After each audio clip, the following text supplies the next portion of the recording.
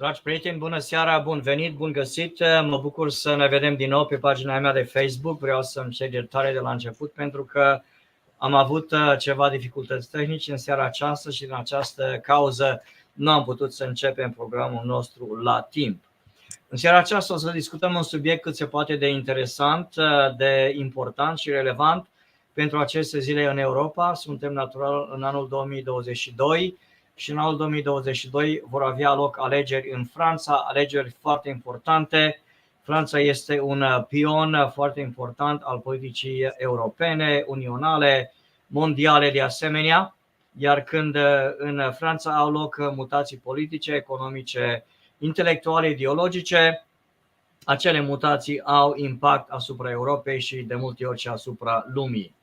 Deci, având în vedere că în anul acesta vor avea loc alegeri în Franța în luna aprilie și probabil și în luna mai, în 2 tururi, am ales ca în seara aceasta să avem ca și oaspete pe pagina mea de Facebook pe domnul Antoine Renard, care a fost președinte al Federației Asociațiilor Familiilor Catolice din Europa vreme de mai mulți ani. Înainte de a permite oaspetelui meu să se introducă în seara aceasta, vreau să vă spun câteva cuvinte despre domnul Renard. L-am întâlnit pe domnul Renard în România cu mai mulți ani în urmă, mi se pare a fost acum vreo 7-8 ani. L-am întâlnit la o conferință a Alianței Familiilor din România.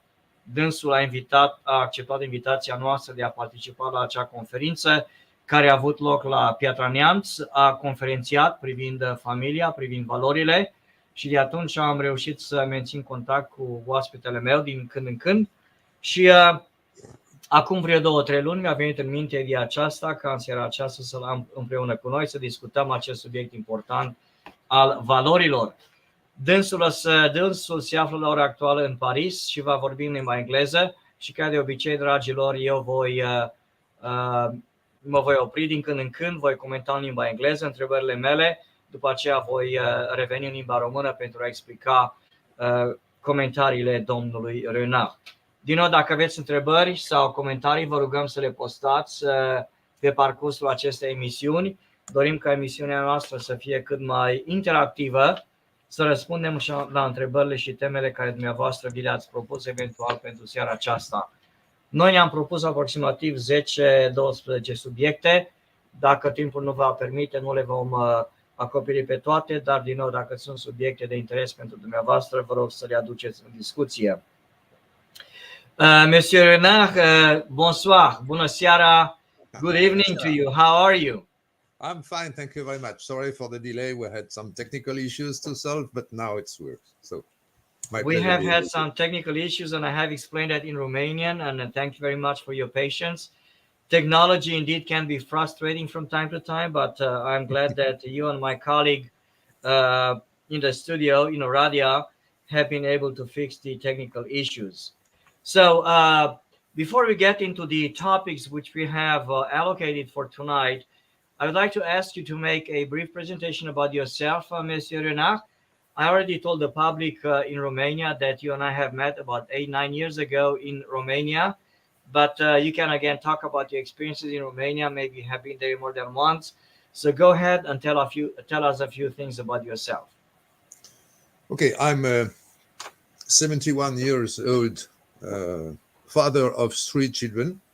Still no grandchildren, unfortunately, but it will come because my daughter just married in last August, so we are full of expectancies.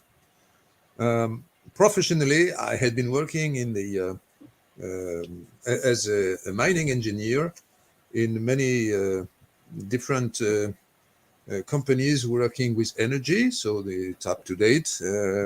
Of course, formerly it was with the coal mines, and I visited quite a number of coal mines in Romania 50 years ago. Then I switched to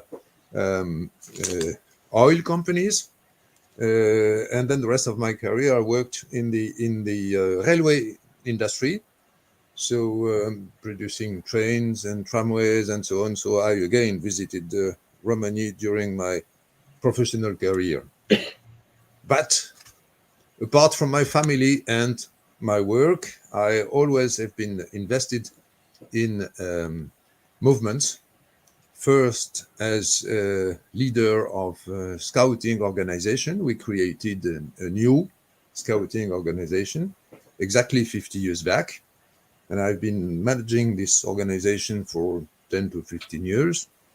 And then I switched to family associations because it happened through the Scoutism that family was in danger in France and in Europe, generally speaking, because of the political evolution and the evolution of mentalities. So I've been working with the Catholic family associations in France. I've been president of this federation during 10 years. And then I had 10 years as a president of the European Catholic Family Associations, which was founded some 30 years back, informally, through private discussions between members of Catholic family associations in Germany, in Italy, in Austria, and in France, who gathered just to say, what can we do together? Because there is obviously some signs that the European Union will grow and will make some decisions which will have an impact on the family life. So we first try to share informations. How is it going in this and that country? And then we decided to create a legal entity so that we could enter in dialogue with the official European institutions. I would say that first it was with the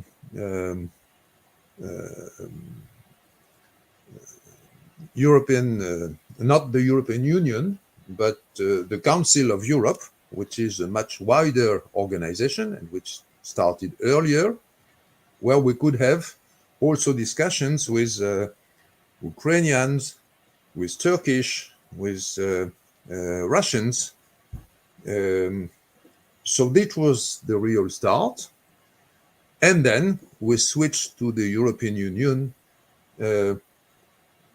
let's say basically after the collapse of the wall, which created the opportunity to have a Europe breathing with the two lumps, as Pope John Paul II said.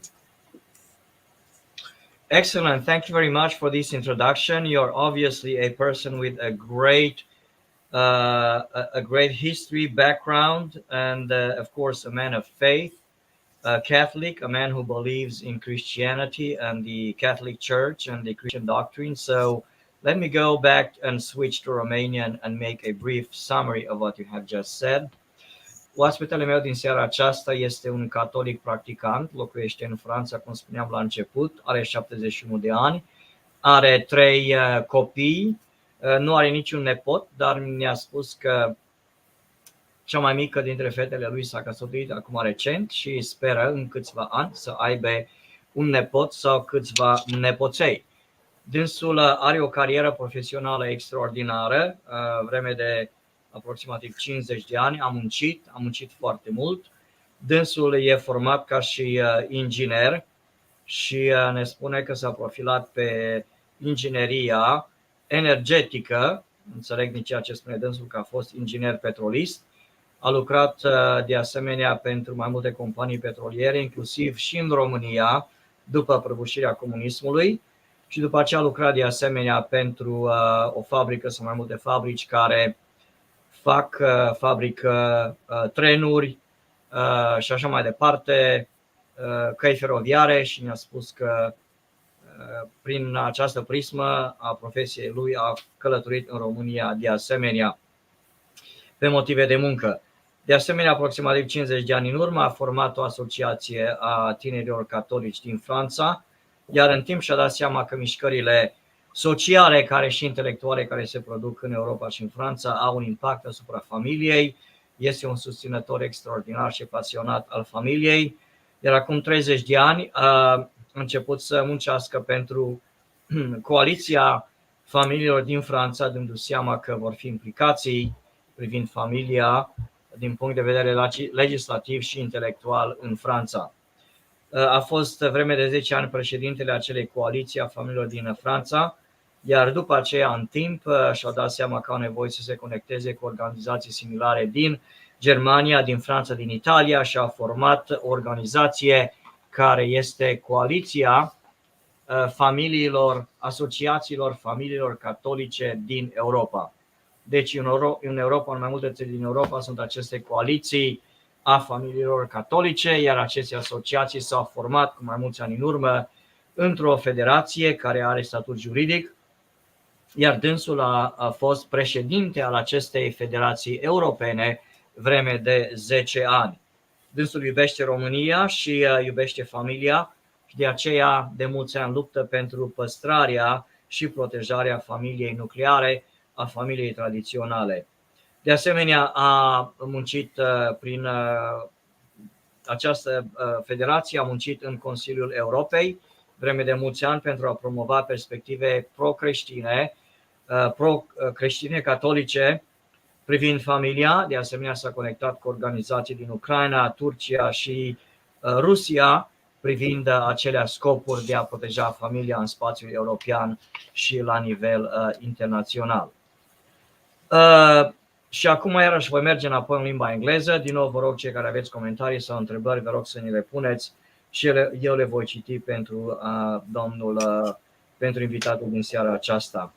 So going back to English, Monsieur Renard,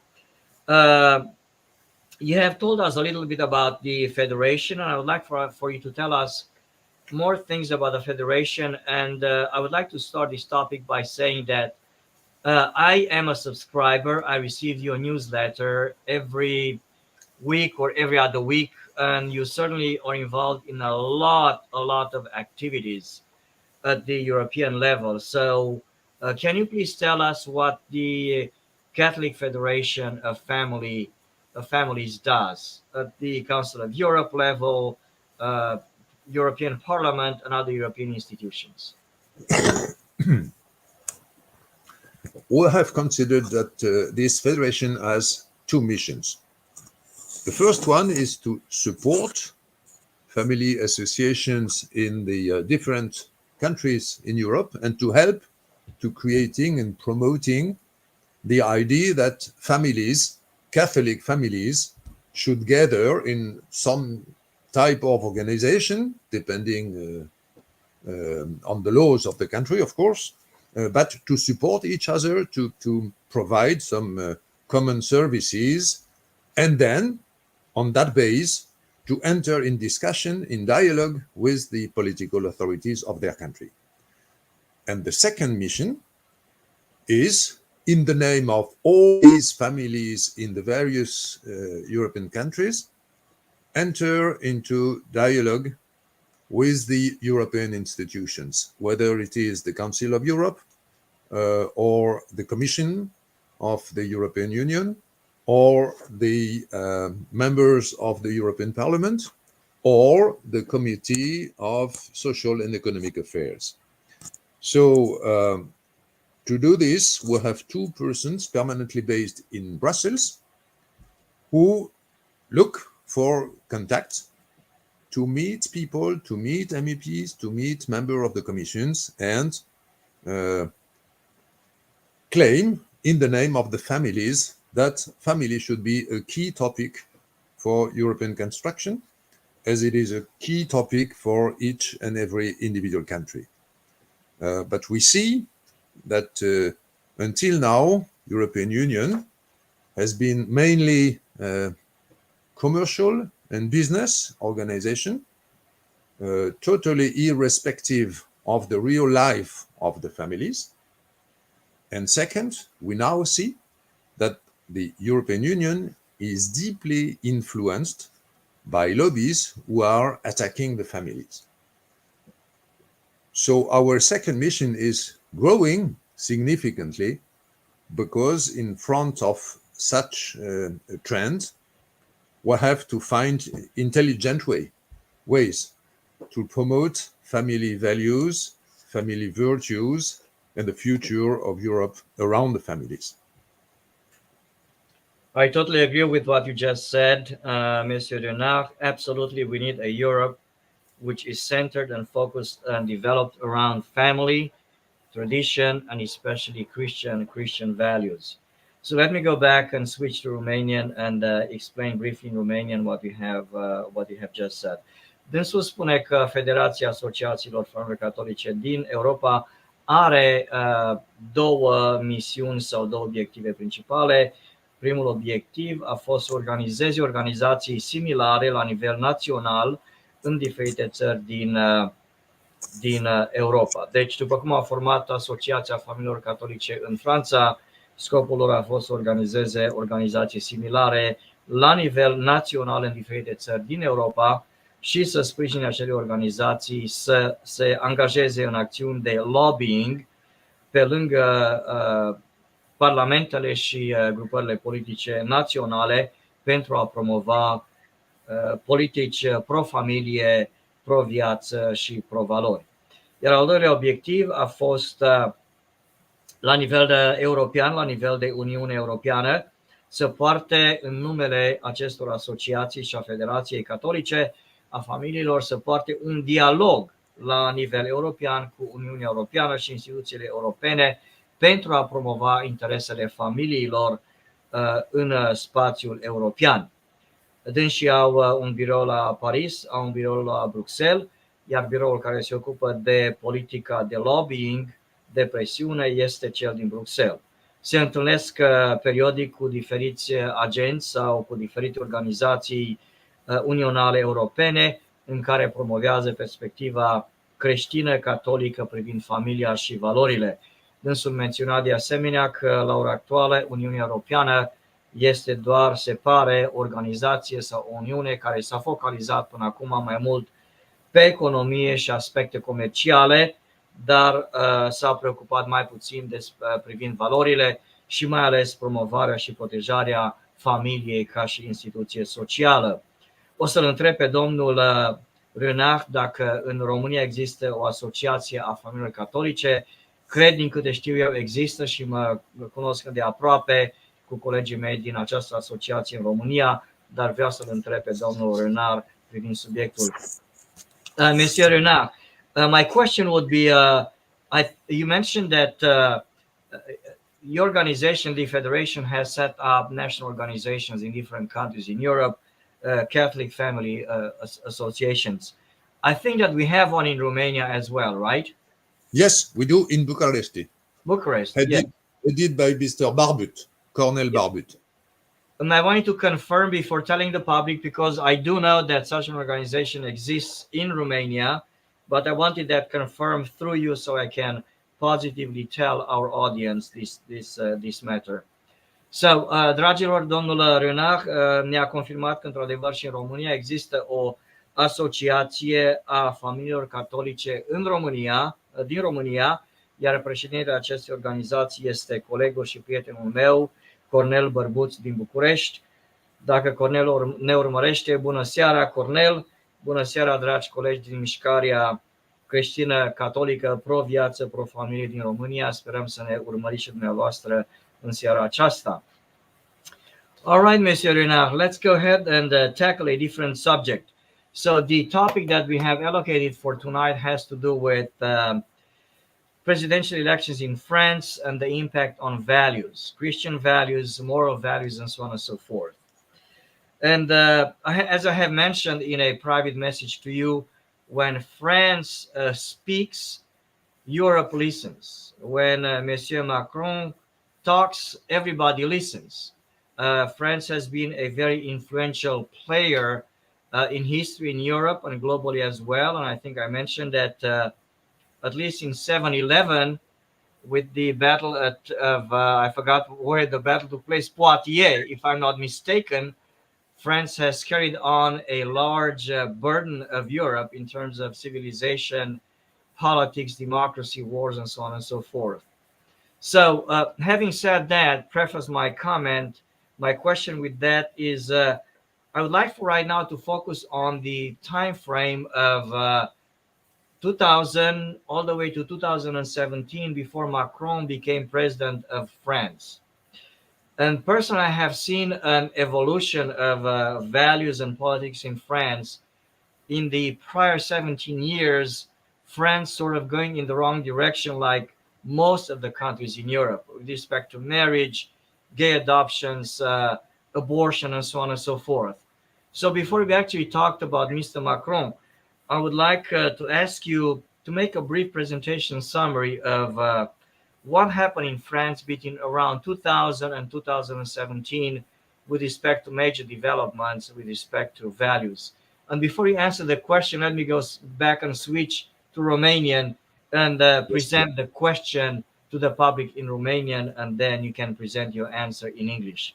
Deci, dragi colegi, l-am rugat pe domnul Renard, invitatul meu din seara aceasta, să ne explice evoluția valorilor în Franța, începând cu anul 2000 aproximativ până la anul 2017, înainte ca domnul Macron să devină președinte al Franței, privind non-valorile, cum e avortul, eutanazia, căsătoriile unisex, adopțiile homosexuale și așa mai departe. Deci vă rog să fiți cu atenție. Go ahead, Monsieur Renard, and we can switch now back to English. Well, we all remember maybe that the same-sex marriage had been decided by the predecessor of Mr. Macron, François Hollande, who was a socialist, and who had announced during the campaign before being electing a president that he would do so. There had been a lot of demonstrations progressively with huge crowds of people, and we can say that it was really a completely anti-democratic decision. But Hollande had a majority in the parliament who was in favor, because there were 55% socialist. And as he was obviously unsuccessful on other topics, he did not care about that one, and he let the process go to the parliament up to the end. So it was a real major change in the way you consider humanity in France. Considering that, because this is what the law says, that a man is the same as a woman. So we don't care whether a man lives with a woman or with another man. It doesn't change because they are equal. So they have the same rights. And in any case, this can be a marriage, this can be a family, and this can have children. It was in the same law. The adoption of children by same-sex couples was in this original law. We did not need anything more to agree to do this. As regards other issues like abortion, for example, it is an absolute disaster. France is the country in Europe with the highest number of abortions every year. And this is now being considered not only as totally normal and free, but there is also a heavy trend to make it a fundamental right. Fundamental right means that no other right can oppose to it. That, for example, it should be in the Constitution, in the supreme law. It is not yet the case in France, but there had been a resolution by the Parliament. And it is clear that since now 50 years, any opportunity to progress in that direction is being used. Number 3 is euthanasia. It is still forbidden in France. It was still forbidden in France during this time until 2017, but there were already starting influences lobbying to go in that direction in the name of autonomy. So there were big disputes on autonomy versus solidarity. And last is surrogacy. At the time where President Hollande promoted the law on same-sex marriage, he promised that surrogacy would never be considered. So that was the situation at that time. Yeah, thank you very much, Monsieur Renard. I do have a question for you before I switch back to Romanian. There was a little bit of an interruption in our conversation, I think due to technical reasons. Did you say that Monsieur Macron, before he became president, he was a socialist and was against the gay marriage? Or did I understand that wrong? Mr. Macron? Yeah. He did not show up. At that time, it was very close to President Hollande. He was in the palace of the Élysée, and in the second half of the mandate of Mr. Hollande, he was a minister of Hollande. So he was in this majority, but he was not a member of the parliament. He was first a councillor, so we didn't know what he was thinking.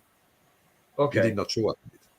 All right. Let me make a brief summary of what you said in Romanian. Deci l-am rugat pe domnul Renard să ne spună care au fost evenimentele majore privind valorile în Franța, privind viața, căsătoria, înainte ca domnul Macron să devină președinte, și ne-a spus că, poate vă amintiți și dumneavoastră, domnul președinte anterior, Hollande, a legalizat căsătoriile homosexuale în Franța. Poate vă amintiți că au fost demonstrații masive în Franța la vremea aceea când se discuta subiectul împotriva legalizării căsătoriilor unisex între persoane de același sex. Din nefericire, Parlamentul francez a adoptat legea împotriva voinței chiar majorității francezilor la vremea aceea și au legalizat căsătoriile homosexuale. Cu același prilej au legalizat de asemenea adopțiile copiilor de către cuplurile homosexuale. Privind avortul a fost legalizat în Franța cu mulți ani înainte. Ne-a spus că este un dezastru în Franța, de fapt numărul cel mai mare de avorturi care la ora actuală se petrec, au loc în Europa, se fac în Franța. A menționat de asemenea că se încearcă la ora actuală ca avortul să fie transformat într-un drept fundamental, ceea ce, dragilor, ar fi un dezastru enorm, pentru că odată ce un drept este declarat drept fundamental, nimeni nu poate să atace acel drept sau să îl critique.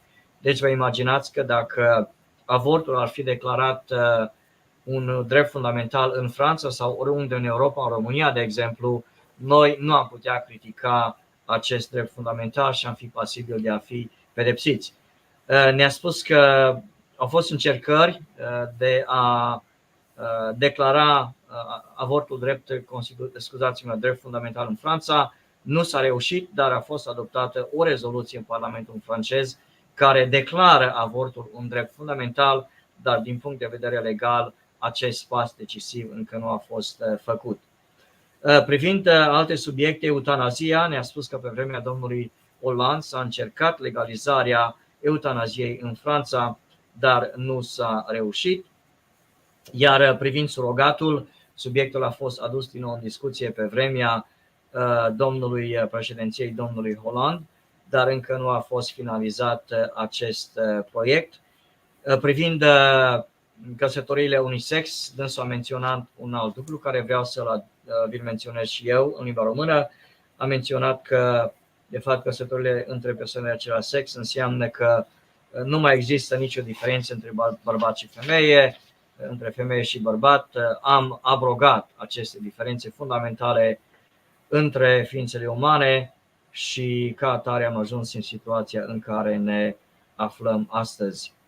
Deci, din nou, dacă aveți întrebări pentru oaspetele meu, vreau să mi le puneți. Mi-a pus cineva întrebare privind familia Furdui, o să revin puțin mai târziu privind familia Furdui. Aș vrea să pun o următoare întrebare care o să o pun domnului invitatului meu. Are de a face cu președinția domnului Macron și să facem o scurtă trecere în revistă, să vedem cum au fost afectate valorile pe vremea președintelui Macron în ultimii 5 ani, deci între 2017 și 2022. All right, Monsieur Renard, going back to English now. The next question I would like to ask, I would like for us to discuss, or for you to explain to us, what happened during the Macron years between 2017 and 2022 regarding values. Again, marriage, adoptions, euthanasia.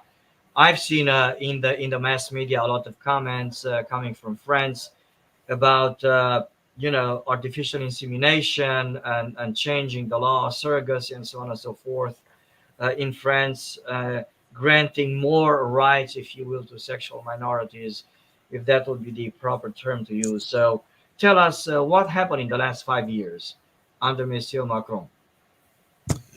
In the very beginning, President Macron decided to deliver a speech in front of the conference of the Catholic bishops in France.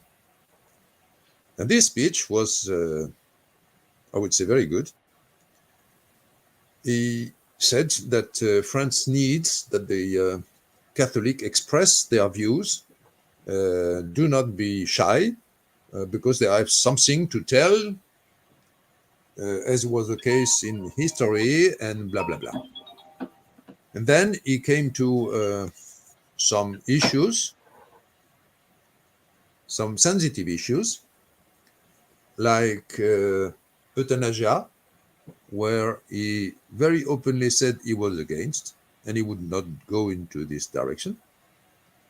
But number 2 was abortion, and then there he said that he doesn't share the views of the Catholic Church on that topic. Afterwards, he had been extremely criticized by those who had elected him, especially the leftist parties, in the name of laicity.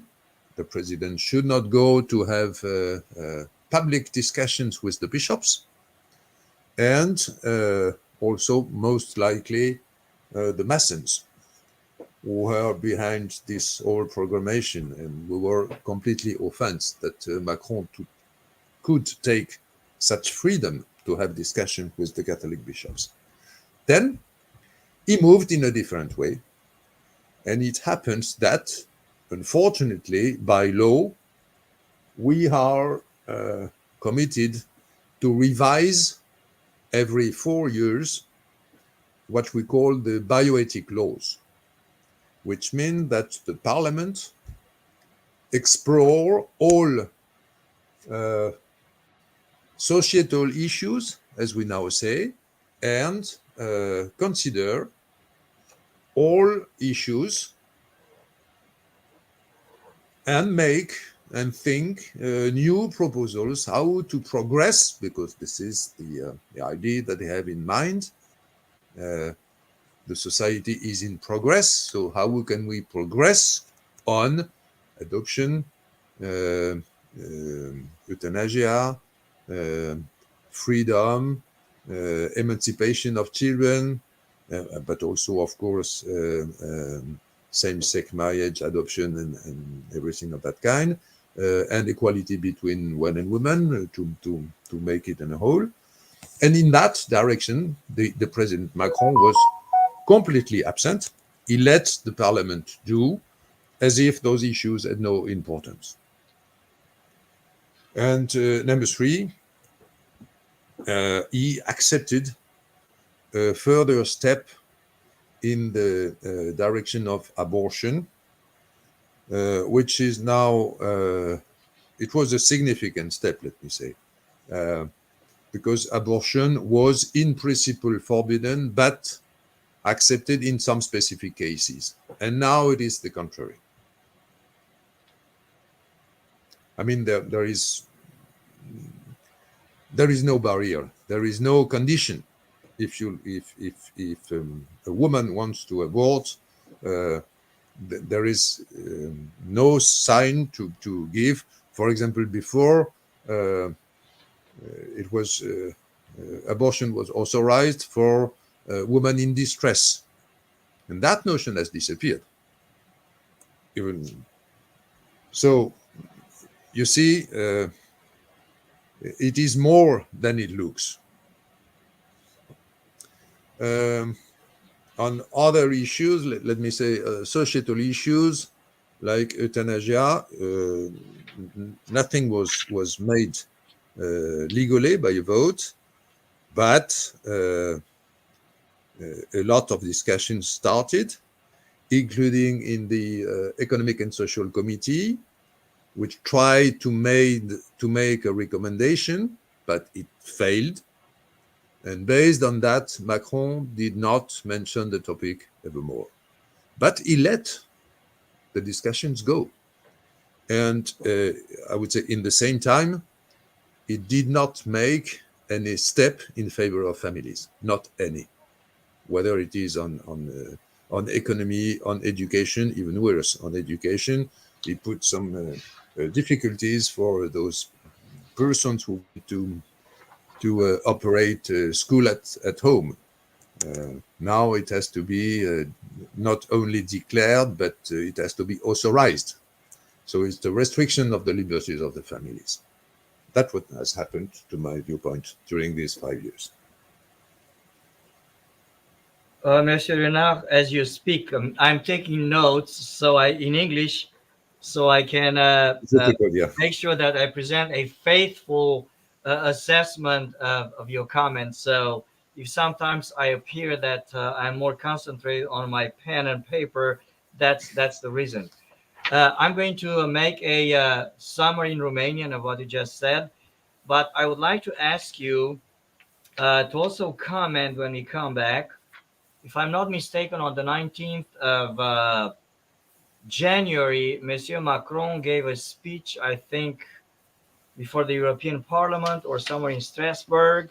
I have it in my notes someplace, where he suggested that the European Charter on Human Rights be revised to include abortion as a fundamental right, and the Federation of Catholic Families actually responded in an open letter. So if you don't mind, when we come back, commenting on that detail as well, because it's very important. It's really radical, and I think we need to touch on that as well. Deci întrebarea care am pus-o domnului Renard a fost care au fost punctele majore fundamentale privind involuția valorilor în Franța pe vremea președinției domnului Macron și a menționat 3 sau 4 lucruri. În primul rând, spunea că la început catolicii din Franța au fost cumva încurajați de domnul Macron pentru că a ținut o cuvântare, a ținut un discurs în prezența episcopilor catolici din Franța, în care le-a sugerat să fie vociferi, vocali în spațiul public și să afirme în spațiul public perspectiva catolică privind valorile și privind societatea. Privind eutanazia, în acea cuvântare domnul Macron spunea că este împotriva eutanaziei, dar spunea că este în favoarea avortului și liberalizării avortului. A fost criticat de către cei de stânga, politicienii de stânga, pentru că a ținut această cuvântare, deoarece Franța practică un sistem de laicism foarte strict, care interzice orice, spun ei în teorie, amestec între biserică și stat, și politicienilor de stânga li s-a părut inacceptabil ca președintele Franței să țină o cuvântare la o conferință a episcopilor catolici. Al doilea subiect important pe vremea președinției domnului Macron au fost legile bioeticii. Conform legii franceze, tot la 4 ani, aspectele bioetice trebuie să fie revizuite prin lege și dânsul nu a intrat în detalii, dar ne-a dat de înțeles foarte clar că în acești 4-5 ani s-a produs o și mai mare mutare, dacă vreți, a hotarului înspre non-valori, în numele egalității între bărbați și femei, în numele emancipării copiilor. Este un fenomen care se petrece la nivel european și începem să-l simțim și în Europa, unde statul acordă mai multă autonomie, dacă vreți, copiilor, în detrimentul autorității părinților, ceea ce vedem în Germania și în alte țări, vedem că se petrece și în Franța. Al treilea aspect, privind avortul, pe perioada președinției domnului Macron, avortul a fost liberalizat și mai mult. Legile care până acum încercau să restricționeze avortul au fost relaxate și mai mult. Și o să am o întrebare privind avortul din partea domnului Renard în câteva secunde și voi reveni. Iar privind eutanazia, dânsul spunea că rămâne încă ilegală în Franța, nu a fost legalizată, cu toate că au fost făcute încercări de legalizare a eutanaziei în Franța în ultimii 5 ani. Politicile domnului Macron privind familia nu au fost deloc friendly, adică nu au fost deloc pro-familie, pro-valori. Dânsul a făcut un comentariu privind homeschooling. Franța restricționează accesul părinților la homeschooling și educația copiilor acasă și, în cuvintele dânsului, discriminează familiile acestea. Familiile care își educă copiii la domiciliu trebuie să fie anunțate, trebuie să fie declarate, dacă vreți, către autorități. Iar privind avortul, am o întrebare pentru domnul Renard. Vreau să-l întreb dacă, asemenea avortului în statul New York din Statele Unite, avortul în Franța este permis până în momentul nașterii, deci revin într-o secundă. Monsieur Renard, I do have a question for you concerning abortion. You did state that abortion laws in France have been relaxed tremendously in the last 5 years. But I would like to ask you, you know that in New York about 2 or 3 years ago, New York revised its abortion laws and is essentially allowing abortion all the way to the point of birth. Do we have the same situation in France where abortion now, there is no term limit on abortion, and abortion essentially can be performed all the way to the before the actual birth of the child? Abortion is so much developed in France that all efforts are made to make it, simply a normal way.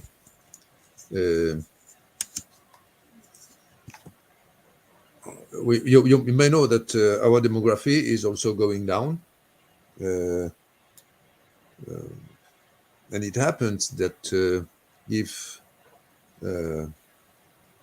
abortion was reduced by 50%, we could maintain the level of demography. So it's a very, very, very deep problem in the French society. Go ahead. And the issue is that only the Catholic Church is fighting against. What you are saying, Monsieur Renard, is really, really relevant and an eye-opener for me as well, even though I live in the United States, because unfortunately Romania is heading in the same direction as well. Let me clarify what you have just said in Romanian, and then we'll get back to Monsieur Macron and his recent speech on the 19th of January. Just one figure, if you permit. Yes. There are 1 million abortions every year in Europe, 200,000 in France, and even 220,000 in France. So it's a huge, huge number. The problem is extremely important in France. Deci domnul Renard îmi spune cu mare durere de inimă că în Franța avortul a devenit ceva foarte normal. Franța se confruntă cu un declin demografic foarte serios, adaug eu, la fel ca și România. Dânsul menționa că dacă avortul ar fi redus în Franța cu doar 50%, problema demografică a Franței ar fi stabilizată, în sensul că populația nu ar mai îmbătrâni atât de repede cât îmbătrânește acum și s-ar putea chiar produce o revitalizare demografică a Franței. Din cele 1 milion de avorturi care se fac în Europa anual, 220.000 se fac în Franța, deci cum vedeți, între aproape un sfert, între 20% și un sfert din toate avorturile care au loc în Europa se produc în Franța. Și menționam în engleză domnului Renard că ne îndreptăm în aceeași direcție și în România. Așa că, dragilor, vă îndemn din nou, nu există o bătălie mai frumoasă în România sau pentru un creștin decât să lupte pentru dreptul la viață al copiilor nenăscuți. Mi s-a comunicat de asemenea că la ora actuală singura entitate din Franța care încă luptă pentru dreptul la viață al copiilor nenăscuți împotriva avortului este Biserica Catolică, ceva absolut lăudabil. Următoarea întrebare care eu am pentru invitatul meu are de a face cu o cuvântare pe care domnul Macron a ținut-o pe 19 ianuarie anul acesta, în care a sugerat, așa cum am menționat pe pagina mea de Facebook acum, astăzi, într-un comentariu, dânsul sugerează revizuirea sau adăugarea unui paragraf sau articol la Carta Europeană a Drepturilor Fundamentale, Drepturilor Omului, care să declare avortul un drept fundamental, și vreau să rog pe domnul Renard să ne spună care este reacția dânsului față de această sugestie. Monsieur Renard, go ahead and tell us about Monsieur Macron and his recent call at the European level to amend the European Charter of Human Rights and include abortion as a fundamental right. Yeah.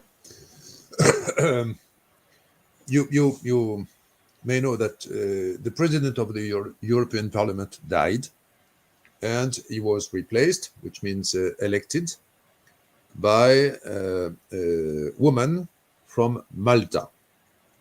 Malta is the last country of European Union where abortion is forbidden.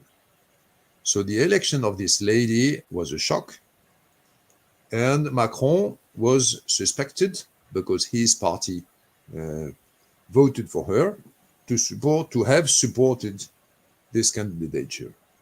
And of course, he thought he had to give an equivalent sign to the leftists to compensate. So he made this declaration saying that, and also it was somehow against Poland and Hungary, but it was mainly to compensate the election of this Malta president.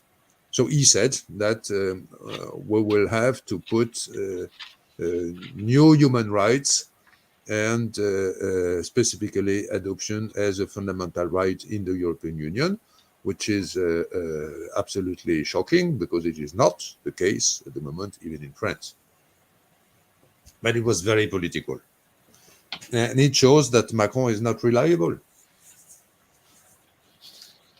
He can make a speech and act completely differently. Right. Thank you, Monsieur Renard. Let me go ahead and present a summary of your comment in Romanian. Deci vreau să pun într-o mică perspectivă, la fel cum a făcut și domnul Renard, privind comentariul pe care domnul Macron l-a făcut pe 19 februarie. Deci, ianuarie, iertați-mă. Deci vă amintiți că mai devreme în an, domnul Sassoli, care a fost președintele Parlamentului European, a decedat și ca urmare Parlamentul European a ales un președinte nou și spre surprinderea și șocul multora dintre noi, chiar și al meu, persoana care a fost aleasă ca nou președinte al Parlamentului European este doamna Roberta Metsola din Malta. Malta este ultima țară din Europa care absolut interzice avortul în întregime. Doamna Metsola este pro-viață, catolică, iar în momentul în care ea a fost aleasă ca și președintea Parlamentului European, pentru a aplana vocile celor de stânga și a seculariștilor, domnul Macron a ținut un discurs în Strasbourg, unde pe de o parte ataca Ungaria și Polonia și pe de altă parte insista, cum spuneam, ca Europa, țările europene să revizuiască, cum spuneam în comentariul meu pe Facebook astăzi, să revizuiască Carta Europeană a Drepturilor Omului pentru a numi avortul ca drept fundamental în Carta Europeană a Drepturilor Fundamentale. Ca reacție la afirmațiile făcute de domnul Macron, Conferința Episcopilor din Europa, din Uniunea Europeană, a transmis un statement, o declarație de opoziție și critică la adresa domnului Macron, pe care vi-o recomand.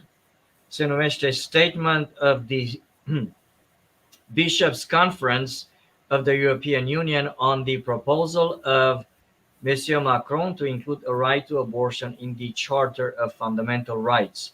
Și o să caut să postez acest link, să postez linkul acestei declarații pe pagina mea de Facebook astăzi sau eventual luni. So I was telling the public, and I actually congratulated the Conference of European Bishops from the European Union on the statement which they have put out concerning Mr. Macron's proposition that abortion be included in the European Charter on human rights.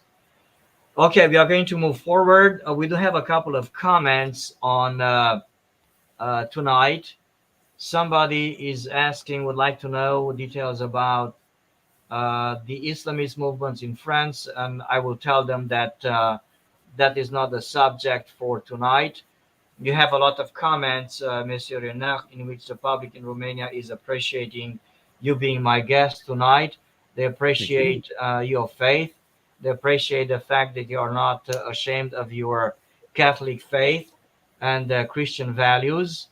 And everyone is commenting. We have a comment here from Australia, from a lady in Australia, saying excellent choice for a guest tonight, and comments of a similar nature. So again, thank you very much personally and in the name of the pro-life movement in Romania for being my guest tonight.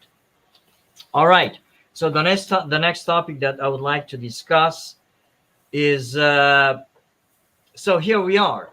In about 2 months from now, the French will go to the polls, and they will vote a new president. And so far, there are 3 declared names. Monsieur Macron, to my knowledge, has not yet announced his candidacy as president of France, but likely he will. Let's talk about the 3 main contenders that we know are in the public arena right now, competing for the position as president. One of them is apparently, I have read in the French media, the candidate of the right, of the conservatives, and that is Madame Pécresse. Valérie Pécresse, if I pronounce that properly.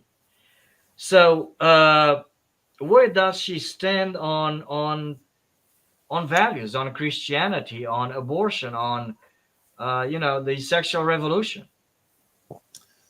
You mean Madame Pécresse, not Exactly. Madame Le Pen? Exactly. She's the one, yes. So Madame Pécresse is from the political party of Nicolas Sarkozy. She is herself a Catholic. She is married with children and a Catholic family, let me say.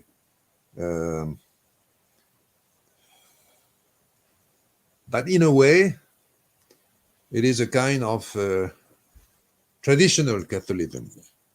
I'm not so sure that in the end, faith is such a very important value for herself and her family. It seems to be, yes, okay, but private, and she is not so tough on values when she goes to politics. I give you only one example.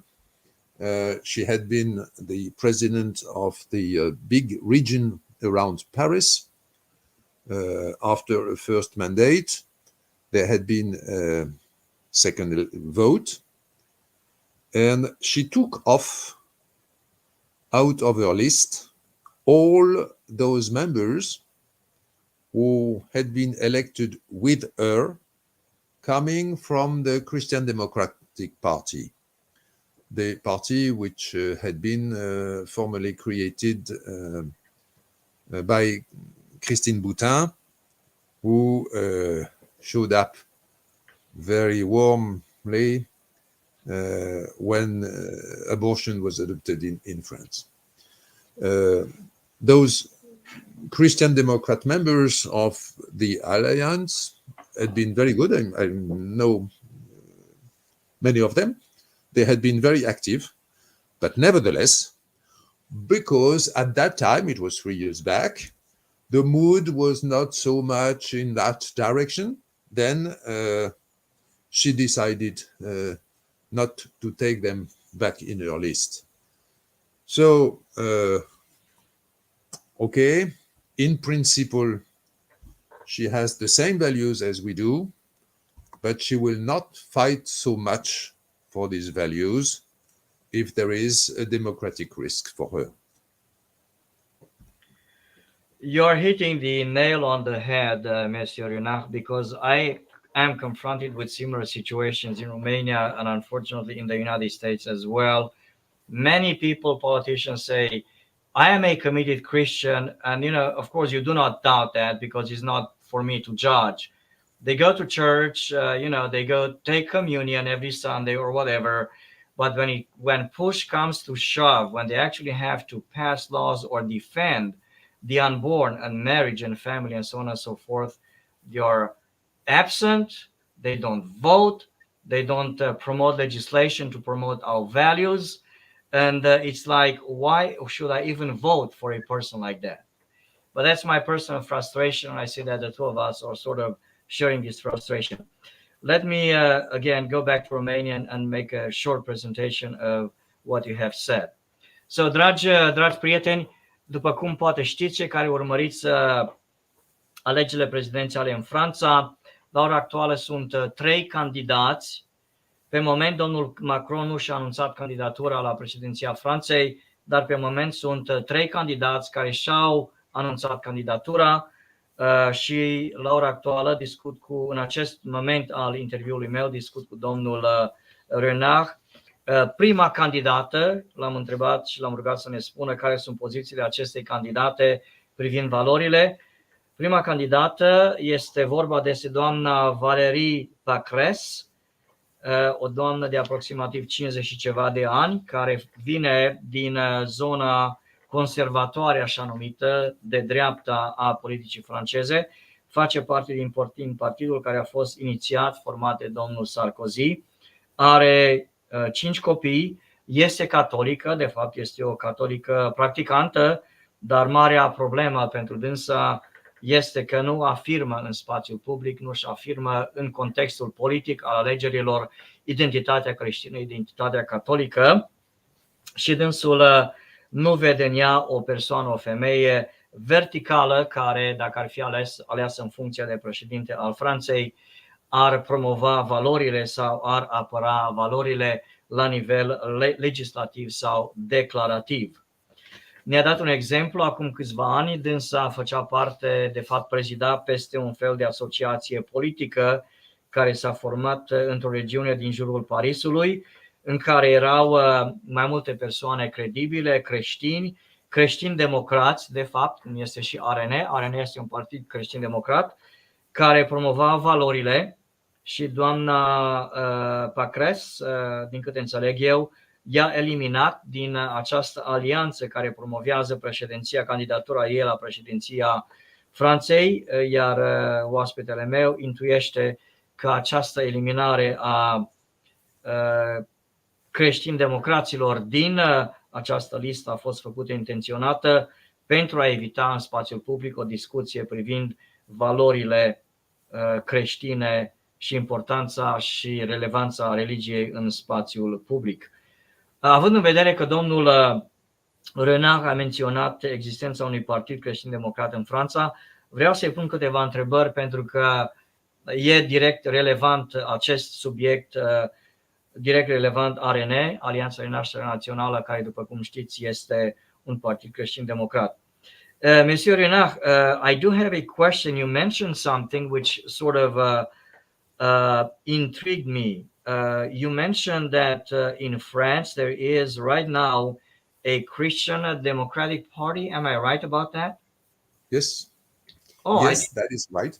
Okay. And it is officially named Christian Democrat, or it was. Now they changed the name to VIA, the voice of the people. This Christian Democrat Party had been created by Christine Boutin I don't know whether the name is familiar to you, but she has been long an important member of the French Parliament, and then she became a minister of Sarkozy. She was the minister of lodging, and she fought for families as much as she could, and she fought for human dignity in each and every case. And she decided to create this Christian Democratic Party, even though we all told her, don't try this, because unfortunately, for some understandable reason, the Christian democracy never worked in France. Right. It is true. It has worked in Germany, it has worked in Yes. Italy, it has never worked in France. And unfortunately, it's still true that this party is not as big as it should, because it's real serious.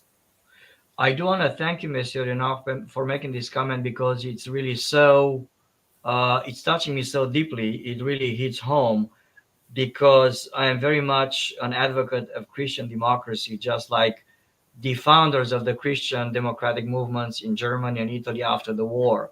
They had a wonderful vision, and indeed pro-life, pro-human dignity. And respectfully, I did not, and I apologize, I did not know that right now in France there was a Christian Democratic Party. I'd never heard of this lady, but it's good to know that at least a small. Yep. The new name of this party is VIA. Yeah. And the president is Mr. Poisson. And it's good to know, and I'm going to look them up, because indeed it's good to know that even in France there is still a small remnants or group of Christian Democrats that promote human dignity and fight for families. A brief comment in Romanian, I'll come back to the next candidate, and that's going to be Madame Le Pen. Deci, dragilor, într-adevăr, domnul Renard a confirmat că în Franța există un partid creștin-democrat care a făcut parte din administrația domnului Sarkozy, iar președintele Partidului Creștin-Democrat din Franța, de fapt, a fost un ministru în cabinetul domnului Sarkozy. La ora actuală, acest partid nu este influent și ne-a spus de asemenea că, având în vedere că partide similare au avut mult succes în Germania, partidele creștin-democrate din Germania, din Italia au avut mult succes în trecut, din nefericire, având în vedere gândirea laicistă, laică a francezilor, acest concept sau concepție a democrației creștine nu a prins teren și nu a avut succes în Franța. Deci următoarea întrebare care o voi pune domnului invitat din seara aceasta are de a face cu cealaltă candidată la președinția Franței, care este doamna Le Pen. So, Monsieur Renard, let's talk now about the same question that I have for Madame Le Pen. She is, of course, known all over the world, all over Europe.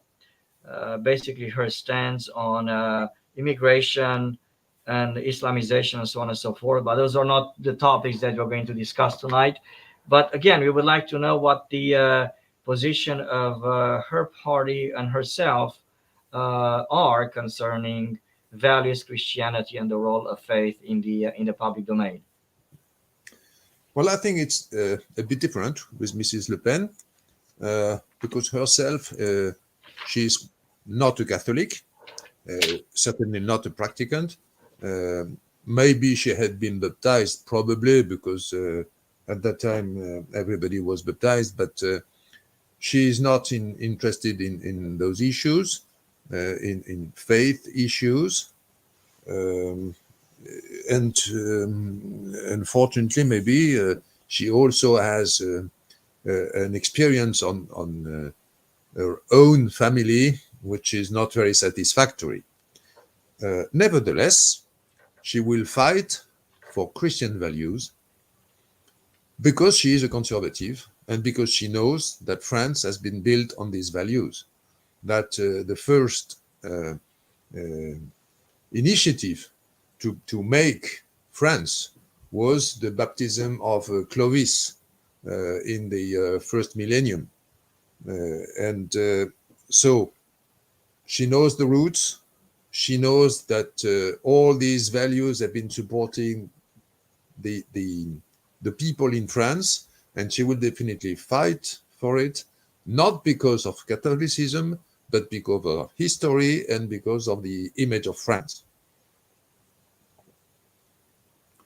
Which means that on some new, sophisticated or difficult issues, she has no personal view, but she can be influenced by those people who have thought about it. But spontaneously, I think she has no root. Right, I understand perfectly. I do have a follow-up question before I switch to Romanian. An inkling that I have about Madame Le Pen is that maybe she is willing to promote Christianity and Christian values as a counterpoint to the Islamic influence in France. Is my intuition wrong in that regard? In this sense, is she pragmatic, in other words? Yes. I would say so, yes. Yeah. Bun, deci privind doamna Le Pen, dânsul spune că nu e catolică, nu crede că pentru dânsa credința, creștinismul au vreo relevanță, dar ceea ce mi se pare curios este că dânsa a promis că va lupta pentru creștinism, va lupta pentru valorile creștine, dacă va fi aleasă în funcția de președinte al Franței, deoarece își dă seama că a fi francez înseamnă a păstra tradiția franceză, valorile franceze, care natural de mai bine de 1000 de ani sunt permeate și fundamentate și ancorate în creștinism. Deci avem o doamnă care nu este formal vorbind creștină, dar care pe față spune că va promova interesele familiilor și interesele creștine și valorile creștine dacă va fi aleasă în funcția de președinte a Franței. Este într-adevăr opinia mea personală aici, este natural surprinzător. Pe de o parte avem o catolică convinsă, doamna Pacres, care se numește catolică, dar pentru dânsa valorile sunt absolut irelevante în spațiul public, și avem pe de altă parte încă o femeie care candidează, Madame Le Pen, care nu se identifică ca fiind creștină, nu e creștină practicantă, catolică, dar pe de altă parte, straniu, va promova, spune dânsa, interesele și valorile fundamentale ale creștinismului în Franța, pentru că a fi francez înseamnă a avea o identitate și identitatea franceză, ca și cea europeană, sunt ancorate în creștinism. The next person that I would like to talk about, Mr. Renard, is a person that very few people in Romania know about. I have written about him a couple of times on my Facebook page, and that is Mr. Zemmour, right? Yeah. What is his first name? Mr. Zemmour is very new in politics, but he is not new at all in the media. Right. Let me go ahead. Let me switch to Romanian and introduce the topic, and then I'll come back to you with the question. Okay? 1 second, please. Thank you very much. Deci, acum vom discuta al treilea candidat la președinția Franței, care este domnul Zemmour, o persoană mai puțin cunoscută în România. Am publicat mai multe materiale privind dânsul pe pagina mea de Facebook și dânsul este o persoană conservatoare, e evreu, o să aflăm detalii despre dânsul, dar are multă tracțiune în spațiul public în Franța și vom afla niște detalii interesante și inedite privind candidatura acestui domn și să vedem care sunt șansele dânsului de a câștiga alegerile. So going back to Mr. Zemmour, can you please tell us about his background, his life? I just said in Romanian that from what I'm reading, he's Jewish by origin, and he's from I think Algeria or Morocco, and his parents came to France, many years ago, and so here we are. Fascinating person. Mr. Zemmour is, I think, 58 years old man.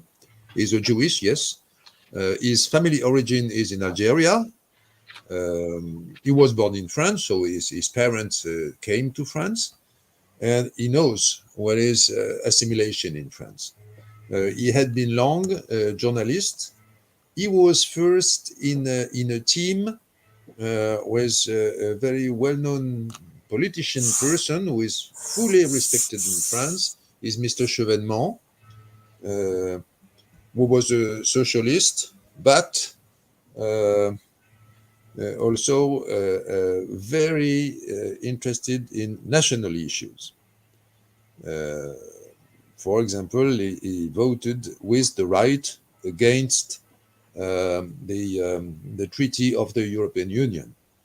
And Zemmour has been trained by this person, and that is why he knows very well the history of France, even much better than Madame Le Pen we were talking about before. So he has been a journalist, he has been an essayist, he has written several books, and he was well known in the medias. He was invited in many sessions because he was a good speaker, a good polemist with accurate questions, accurate answers, full of documentation, so he was fully respected. And then now he decided to jump into politics, and of course the picture changed completely.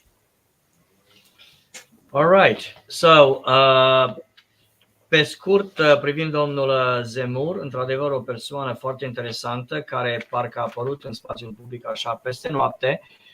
Suntem informați că dânsul are 58 de ani, este evreu, s-a născut în Algeria, părinții lui s-au mutat în Franța cu mulți ani în urmă. Domnul Zemmour s-a născut în Franța, a fost educat la școlile prestigioase ale Franței și a înțeles că, cu toate că etnic vorbind, aparții unei culturi diferite sau ai o religie diferită, trăind în Franța ai obligația să te asimilezi, să devii într-un fel francez, fără însă a-ți abandona rădăcinile tradiționale, religioase, etnice cu care ai venit în Franța.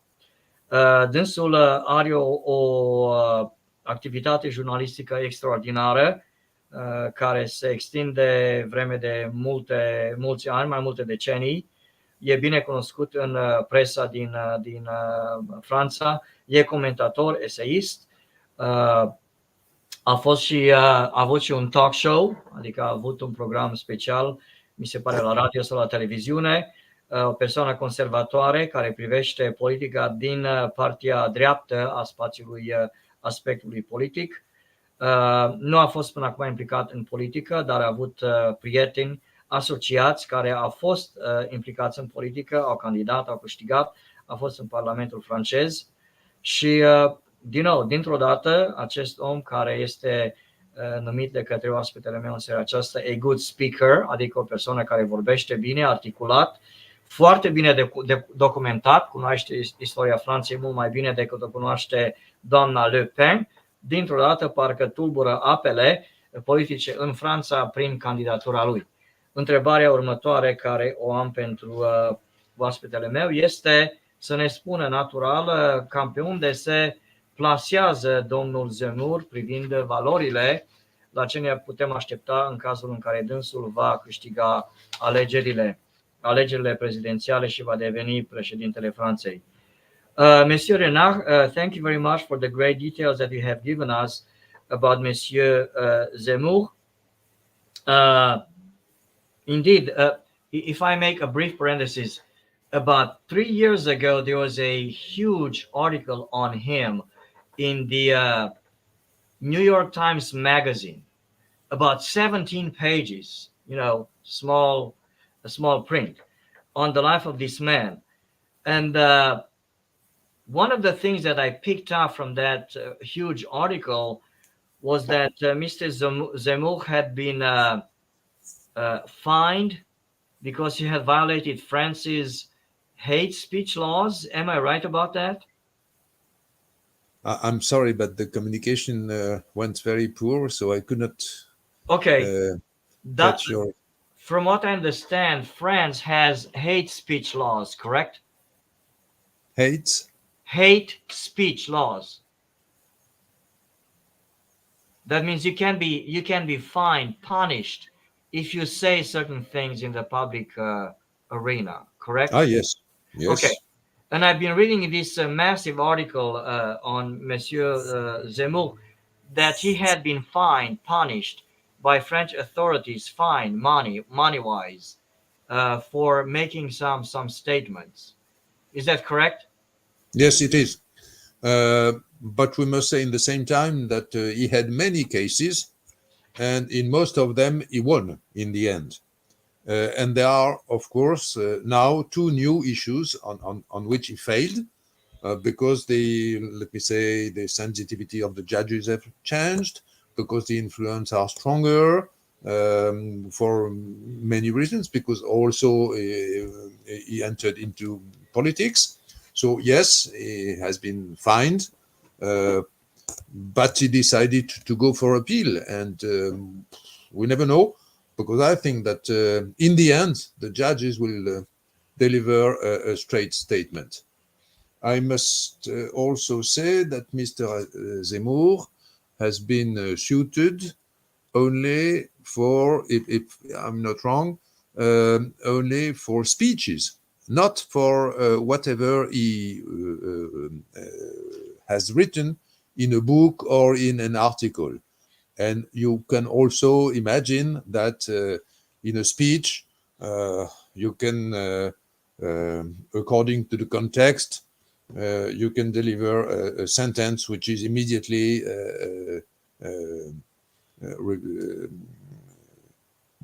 put in the public by your adversaries, ignoring the way it has been produced.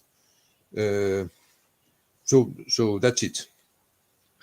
Deci am făcut o mică paranteză în conversația mea cu domnul Renard și l-am întrebat privind aceste legi, care de fapt le avem și în România. Vă amintesc că în România avem CNCD, Centrul Național pentru Combaterea, sau Comisia Națională pentru Combaterea Discriminării, care, sau Comisia, am uitat exact cum îi spune, care ne amendează dacă facem anumite afirmații în spațiul public care jignesc, fie grupuri sociale, fie anumite aspecte din viața politică, ceea ce, după cum știți, eu sunt total împotrivă.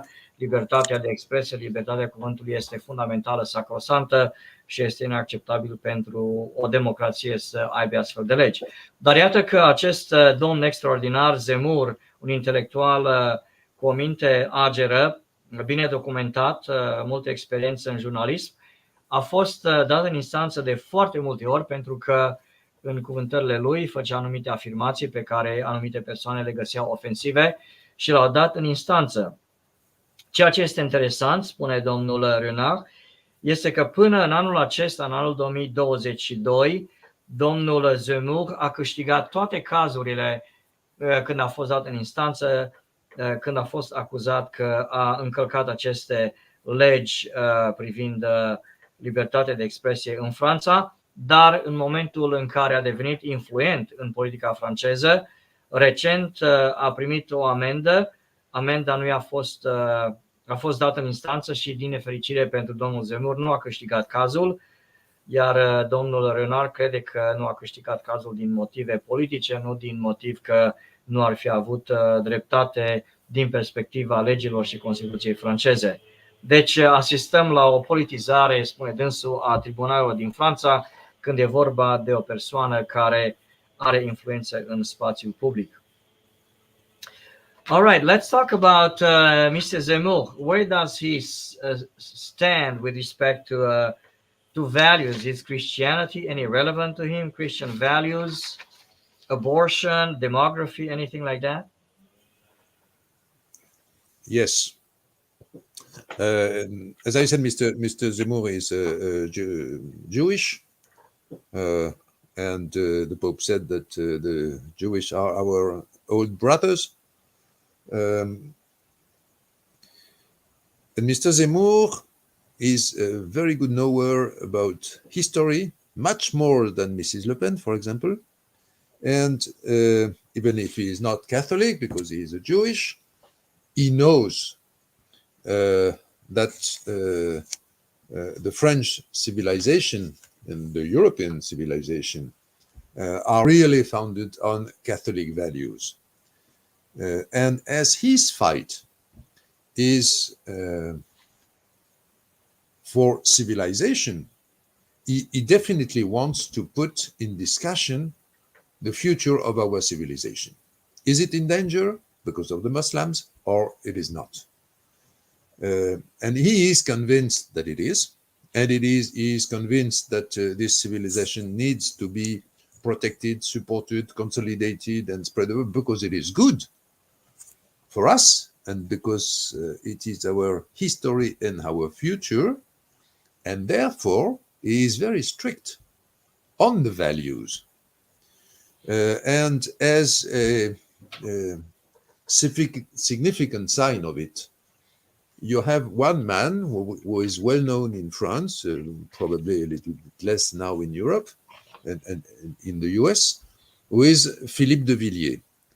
Philippe de Villiers had been a member of the European Parliament. He was the founder of Le Puy du Fou, which is a huge historical memory that took place in Vendée. These guys had created a movement, then which turned to a political party, which name was Fight for Values. Now he retired. He is no longer a member of parliament, but he is still influencing, let's say, the right thinkers. He had been a member of the Republica for some time. He had been close to them. And now he is completely retired, but he decided to support Zemmour. And he did a big sign because his fight is really for values, and values of the Catholic values. And number two, the Christian Democrat leader I was mentioning before, Mr. Poisson, the president of VIA, has also decided to support Zemmour.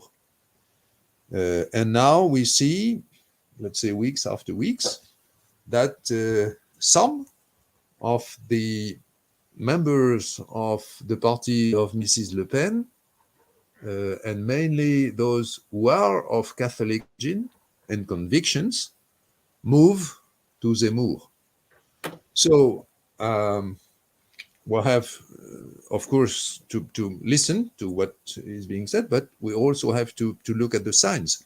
If those people decide to join Zemmour, while the fight of their life has always been to fight for values, it proves that Zemmour is considered as credible by those people to protect the values and to promote the values. We have some people from France watching us right now, Monsieur Renard, and the last comment I'm seeing actually is in French. We are seeing comments in Romanian, in English, in French. Que Dieu vous bénisse. Dieu vous bénisse. It comes from a lady by the name of Antonia. And so I recognize other names from France, people that follow us, that watch us tonight. So you are very much appreciated. Okay, so let me again go back to Romanian and make a presentation of this fascinating commentary that you made about Monsieur Zemmour. Deci, dragilor, al treilea candidat, care și mie mi se pare din ceea ce spune domnul Renard, mi se pare destul de credibil, candidatul Zemmour, din nou este evreu, dar este pro-creștin. Dânsul își dă seama că Franța și Europa, civilizația franceză și europeană, sunt clădite pe valori creștine, în principal valori catolice, și dânsul, cu toate că nu este catolic, își dă seama că Europa nu poate supraviețui decât dacă își va menține fundamentele și pozițiile inițiale valorice care sunt ancorate în creștinism. Dânsul nu se reține în spațiul public să afirme că la ora actuală există amenințări la adresa civilizației creștine în Franța și în Europa, iar una din aceste amenințări o constituie grupul musulman și islamist, atât în Franța cât și în celelalte țări din Europa. În opinia dânsului, a domnului Zemmour, creștinismul este forța ideologică și valorică care a mai rămas, singura care a mai rămas, care să contracareze influența islamului în Europa. O Europa este imposibil, nu va putea avea un viitor fără valori și fără moralitate, crede domnul Zemmour, dacă nu este ancorată în valorile, tradiția și teologia creștină, în special cea catolică. De asemenea, domnul Renard ne spunea că în ultimele câteva săptămâni sau luni de zile, domnul Zemmour a început să primească tot mai mult sprijin din partea altor politicieni din Franța, cât și din partea catolicilor tradiționali din Franța. Așa că domnul Zemmour se poziționează într-o poziție destul de favorabilă privind alegerile care vor veni în luna aprilie.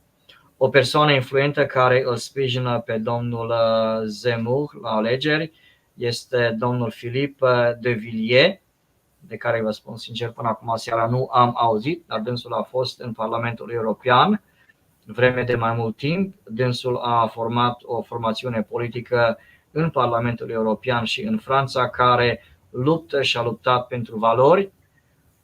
Poate o voce celui care strigă în pustie, dar totuși o voce pro-valori, care promovează valorile și creștinismul. Și de asemenea, spunea dânsul că creștini-democrații din Franța, care sunt la ora actuală sub conducerea doamnei Poisson, de asemenea sprijină candidatura domnului Zemmour la alegeri. O să-l întreb pe domnul Renard care e situația privind sondajele de opinie, privind aceste trei persoane, să știm unde se află domnul Zemmour, doamna Le Pen și doamna Pécresse. All right, Monsieur Renard, as of right now, where do these three persons stand in the polls? Madame Pécresse, Madame Le Pen, and Monsieur Zemmour. We are not including here Mr. Macron. Which one is more? Well, where do they stand in the polls? In the surveys, you mean? Yeah, in the that's right. In the surveys, you're right. In the opinion polls. Well, it is changing.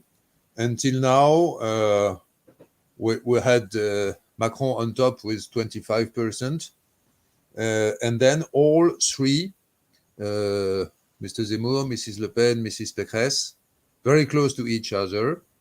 And during the last weeks, it was still the case that Mrs. Le Pen was above, then Pécresse raised, and Zemmour progressed continuously. Today was a new survey, so it needs to be verified by others, but it was published by Le Figaro, La Chaîne Info, and RTL, a big radio in France. Le Figaro is a big newspaper. And for the first time, this survey says that Zemmour is now the first of the three. Le Pen number 2 and Pécresse number 3. I don't know how we can take this information. Certainly, it will continue to vary, but I guess the stability of Zemmour to force a debate on civilization is something that people like. Mm-hmm. Mm-hmm. Before I comment in Romanian, I want to ask you a brief question. Has France ever had a Jewish president? I don't know. I doubt it. I don't know. I do not know that, so I'm asking, has France ever had a Jewish president?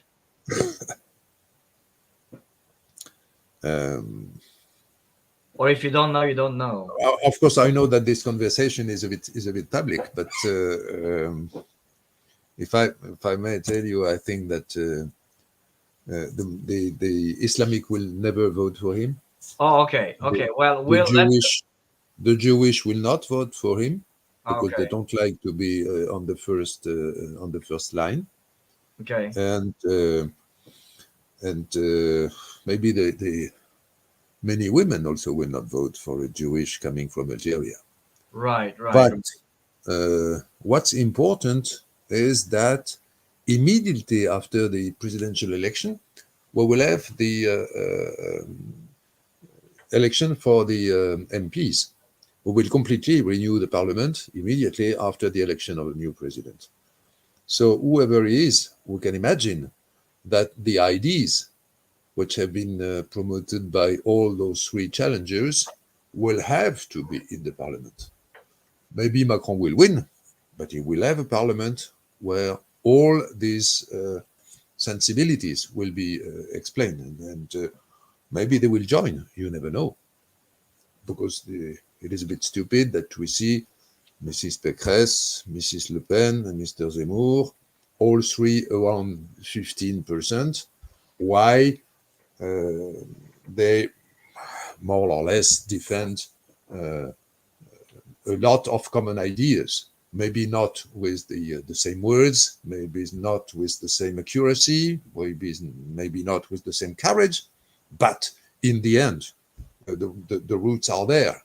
So if they cannot join for a presidential election, maybe they can do it for the next step, which would be the election of the parliament, and then the whole picture will change. L-am întrebat pe domnul Renard unde sunt aceste trei persoane în sondajele de opinie și mi-a spus că chiar astăzi a fost emis un sondaj de opinie publicat de publicația Le Figaro, care majoritatea românilor au auzit de Le Figaro, o publicație conservatoare, și un alt sondaj de opinie publicat de RTL, bănuiesc că spune în românește, radio, nu știu ce, internațional, nu știu, probabil ceva similar. Și conform acestor sondaje de opinie, de fapt au fost trei care au fost publicate astăzi. Dintre cei trei, la ora actuală, domnul Zemmour este în topul sondajului de opinie, doamna Le Pen a doua și doamna Pécresse pe locul 3.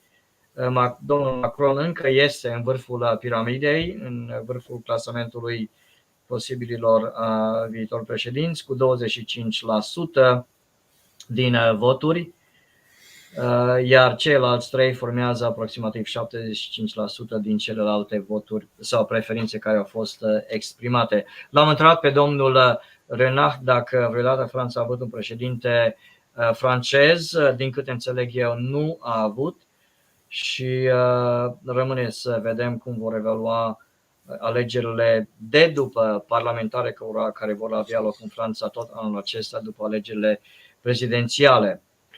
All right, I do have a question that somebody has texted to me, Monsieur Renard, and that is actually two questions. The first one has to do with contraception, and I might be wrong about this, but if I'm not mistaken, I think it was the French who discovered or put out the contraceptive, birth control pill.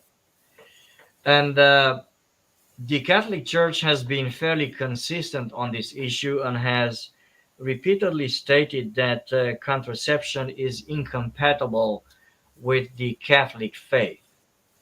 And I really appreciate this position of the Catholic Church because myself, I'm a Protestant. Actually, I'm an evangelical.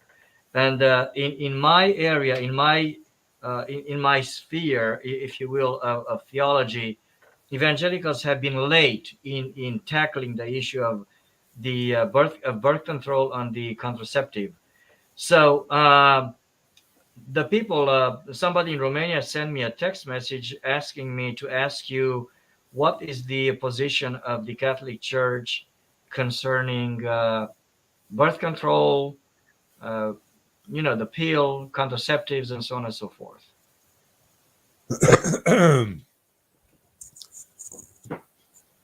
Some of us consider that Humanae Vitae, the text from Paul VI, was very prophetic and extremely useful, but it has been deeply contested in France, and we still have the signs of it.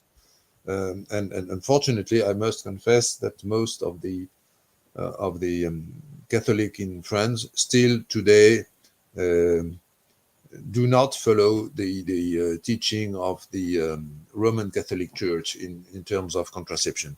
And I must say also that our bishops at that time, it was long ago, but at that time they were also not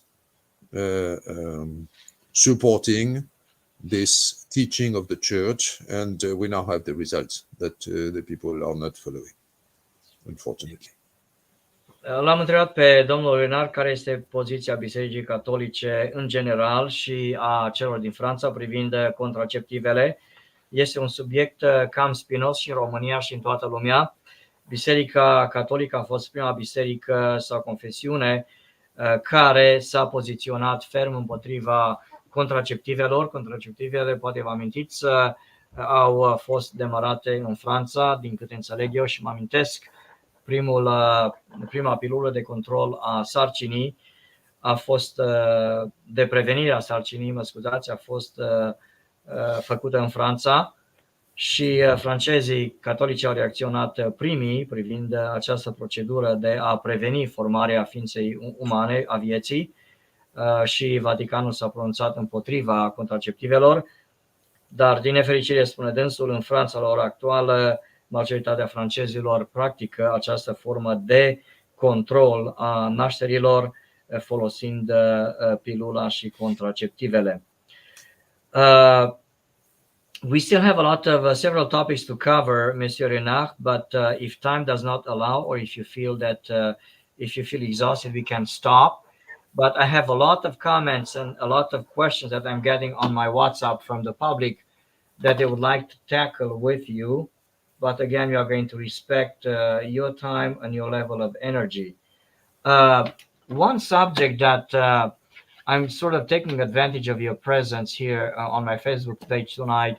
One subject I would like to tackle with you is a personal concern that I have, which I see in the United States, of course, in Europe, and also in Romania as well. The younger generation does not appear to be as much interested in faith, in Christianity, in values, in the Catholic Church, in the case of my Catholic friends and brothers, fellow Christians. They don't seem to be that much interested in these topics, to practice them or to learn or promote them. What is the situation like in France with regard to the young generation? And let me ask this question in Romanian so they will follow while you think about the answer. Întrebarea care am pus-o acum domnului Renard este următoarea.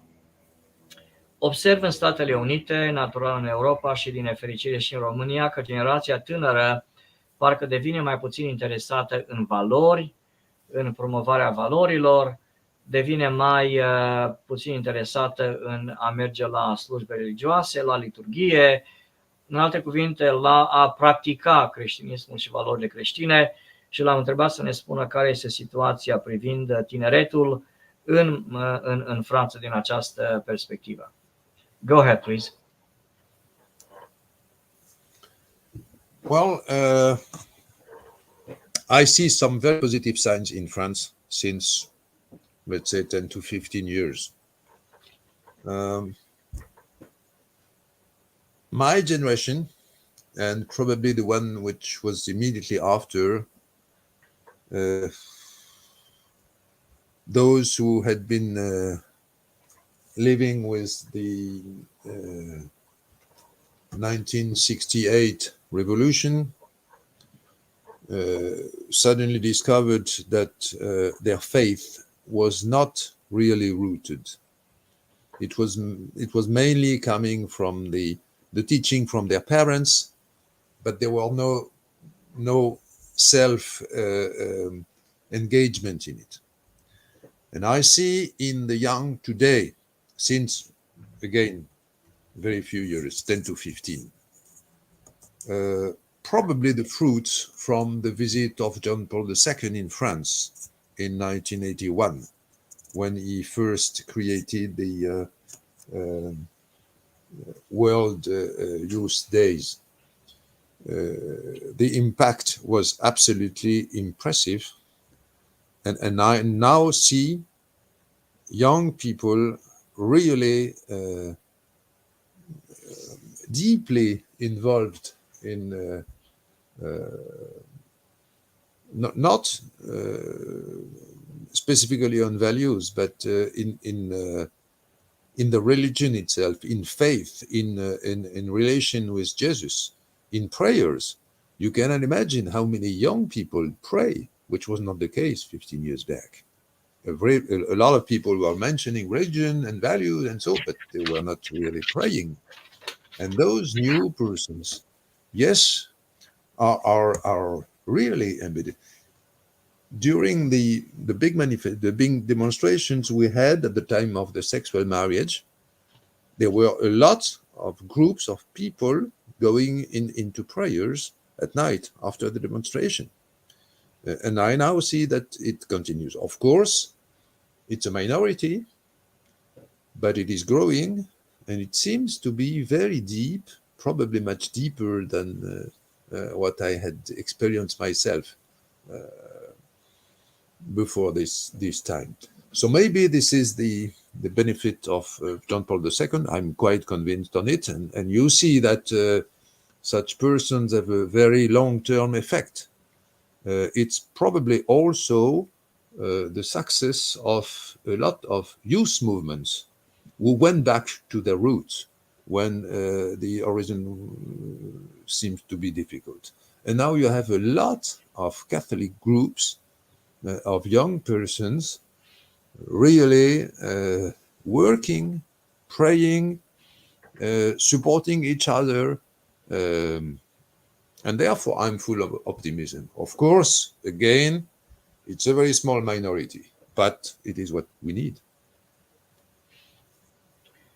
I must say that I'm really encouraged by what you said, Monsieur Renard. I was expecting you to provide a very distressing response to my question, but I must tell you, you have taken me by surprise, and I'm absolutely enthusiastic and enthused and happy. I'm rejoicing actually in what you have just said. I did not know about these positive trends, as you call them, among the youth in France. So let me summarize this in Romanian for those that watch us tonight. Deci întrebarea mea pentru domnul Renard a fost care este influența sau dacă mai există vreo influență creștină în rândul generației tinere în Franța la ora actuală. Spre surprinderea mea, dânsul spune că există tendințe pozitive, aspecte pozitive și spune dânsul că în ultimii 15 ani a observat o oarecare tendință spirituală în rândul tinerilor din Franța. După cum și noi știm, în anul 1968 au avut loc marile revolte și demonstrații anti-religie, anti-biserică în Franța, seculariste, dar în ultimii 15 ani tinerii și-au dat seama că între 68 și până în an recent societatea a luat-o razna și tineretul vrea să își regăsească, să redescopere originile și rădăcinile spirituale și valorice ale strămoșilor lor.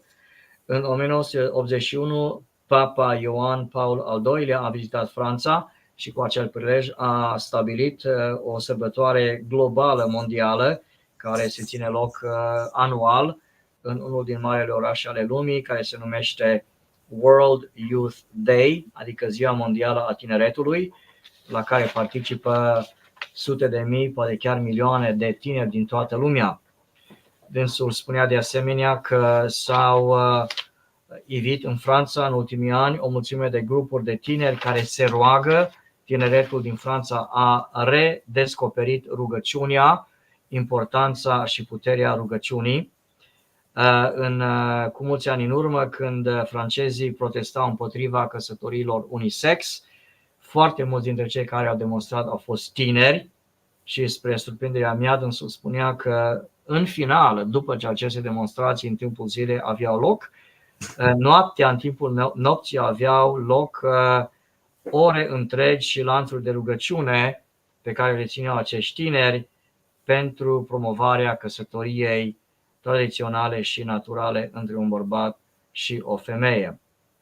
Deci, după cum spune dânsul, este un interes mai mare la ora actuală în spiritualitate și în creștinism în rândul tinerilor decât a fost cu câteva decenii în urmă. O veste bună și sperăm că aceste trenduri să continue și mai departe. I don't have that many more questions for you. What can you tell us? Suppose that Mr. Macron is elected as next president of France. 2 months from now, 3 months from now, what should we expect under his presidency over the next 5 years as far as values are concerned? What new frontiers? What's new?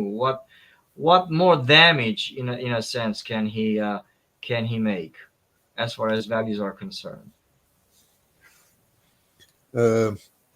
Mr. Macron is a liberal, and he will remain a liberal. So he will not certainly like to tackle sensitive issues regarding values, regarding traditional values and societal issues. But he will do it if he has a majority who is pushing him to do it. So the most important maybe is to look, if Macron is elected, at who will be in the parliament, which kind of forces. Because the president cannot do everything on his own. And we are sure that Macron likes very much foreign affairs, that is very much addicted to business, to growth, to making money, to develop, I don't know, all those issues which are very important. I'm not saying that they should not be considered, but he will have enough to do with all these issues to implement, to promote, to support, that he will not spontaneously go to the values. He will do it only if in the parliament there are important expectations from this. That is maybe also why he is not yet a candidate. He doesn't want to talk about that. So he will be a candidate as late as possible, and in between he is the president. So he is in a way telling to everybody, well, don't worry, it's just a formality. In May, I will be again the president. So he's not making a campaign. He's not campaigning on values. We don't know what he thinks about it. And my expectation is that the next steps regarding values will depend more on the parliament than on the president, if it is Macron. L-am întrebat pe domnul Renard să ne spune care va fi impactul următorilor 5 ani asupra valorilor în Franța, în cazul în care domnul Macron va fi ales președinte. Opinia dânsului este că domnul Macron este un liberal, ceea ce în România înseamnă progresist, neomarxist. Dânsul va fi neutru privind valorile, în sensul că va fi absolut indiferent față de valori. Pe nu-l interesează creștinismul, nu-l interesează valorile, dar va lua măsuri într-o anumită direcție privind valorile dacă va fi împins din spate, și asta va depinde foarte mult de alegerile parlamentare care vor avea loc în Franța în luna iunie, din câte înțeleg eu, după ce vor avea loc alegerile prezidențiale. Deci, cum spune și dânsul, dacă Parlamentul îl va împinge din spate să facă ceva privind valorile, să legifereze anumite lucruri, o va face, dar dacă nu, probabil că va menține o poziție de neutralitate, Domnul Macron este interesat parcă mai mult în politica externă, politica economică și dezvoltarea Franței decât în valori, familie și lucruri asemănătoare care sunt importante pentru noi. În final spunea că ceea ce de fapt mulți dintre noi deja știm, dânsul nu și-a anunțat încă candidatura la președinția Franței, nu face campanie, nu iese în spațiul public privind, știu eu, să-și anunțe candidatura, dar în final domnul Renard crede că domnul Macron, cu toate că ne ține în suspans pe mulți dintre noi, cei interesați, își va anunța candidatura pe ultima 100 de metri și va intra în campania electorală. Mai am doar 2-3 întrebări pentru domnul Macron și după aceea scuzați-mă, pentru domnul Renard și dacă aveți întrebări, vă rog să puneți întrebările în următoarele 3-4 minute ca să le putem aborda cu invitatul meu. We are almost done. I do not know, Monsieur Renard, to what extent you can answer this question, but maybe you do not want to answer it today, but right before the elections, I'm going to ask you maybe a second time, with whom should the French people vote, given our interest in values and so on and so forth? Which one of where should they pull the lever? Where should they stop and press, pull the lever, so to speak? For which candidate? Who am I to make recommendations? I would simply say that everyone should do it in conscience. Everyone has a conscience, and you have to enlighten your conscience in listening, studying, comparing, watching. I can recommend a tool which has been set up in a website of the Catholic Family Associations in France, with 44 proposals from the Catholic Family Associations regarding this election, and a table where they compare the answers of the various candidates regarding those values. So if your conscience tells you that you have to vote for your values, you can go and visit this site, inspect, check the tool, and you will understand. Now, second, I take a risk in saying a bit more.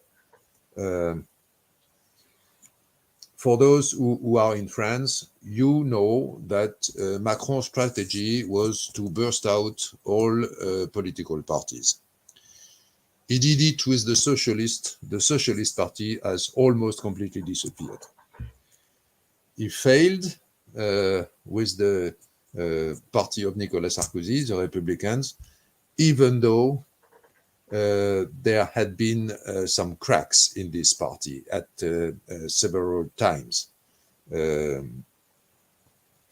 For example, when Mr. Wauquiez was the president of this party, a certain number of people left because they thought he was too much defending the values, and Mrs. Pécresse was one of them. She left the party, and now she is back. So you can imagine that if Mrs. Pécresse is not in the second turn of the presidential election, this political party will completely burst out, because for them it's totally unacceptable that they are not in the second turn. They have been waiting since Sarkozy to get back to the power. So there will be internal fights, and this party will explode. And then this will be time of recomposition, reorganization of the right and political parties. That's what we know, or we can imagine. And this is the reason why I tell you, of course, the presidential election is important. This is the first step. We have to listen, we have to work, we have to support and make a decision. But we should specifically concentrate on the next step will be the Parliament.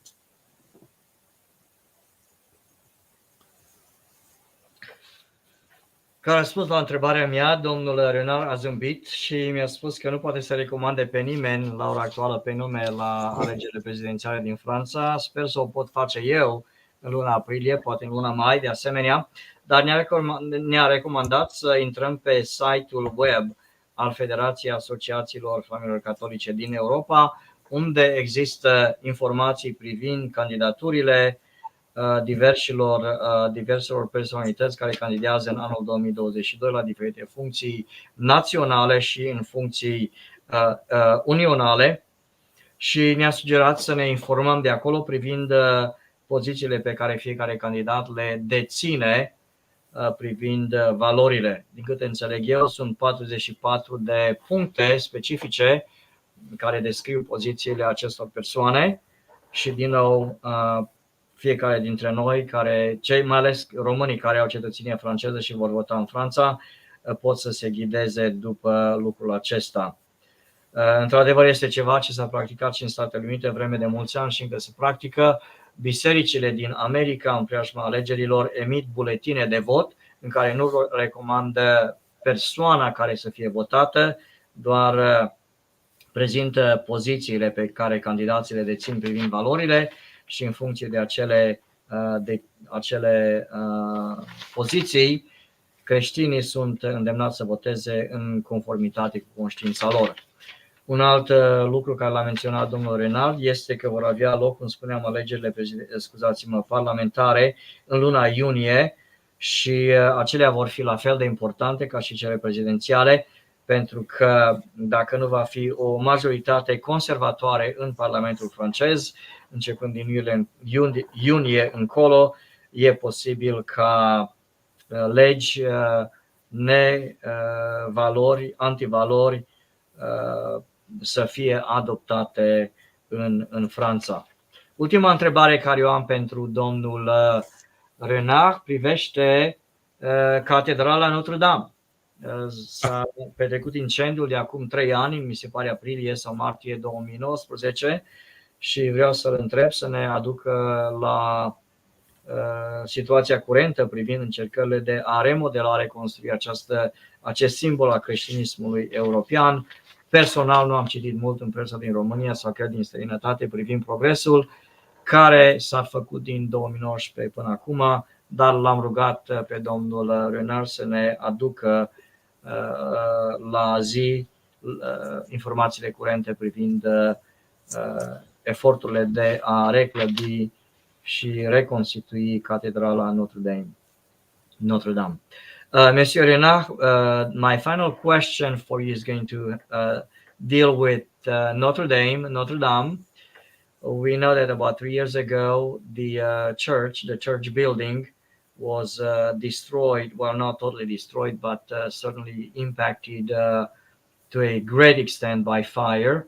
So, as I told the public in Romanian, I have not actually seen in the mass media in Romania or in the United States much news about the efforts to revamp and rebuild the cathedral.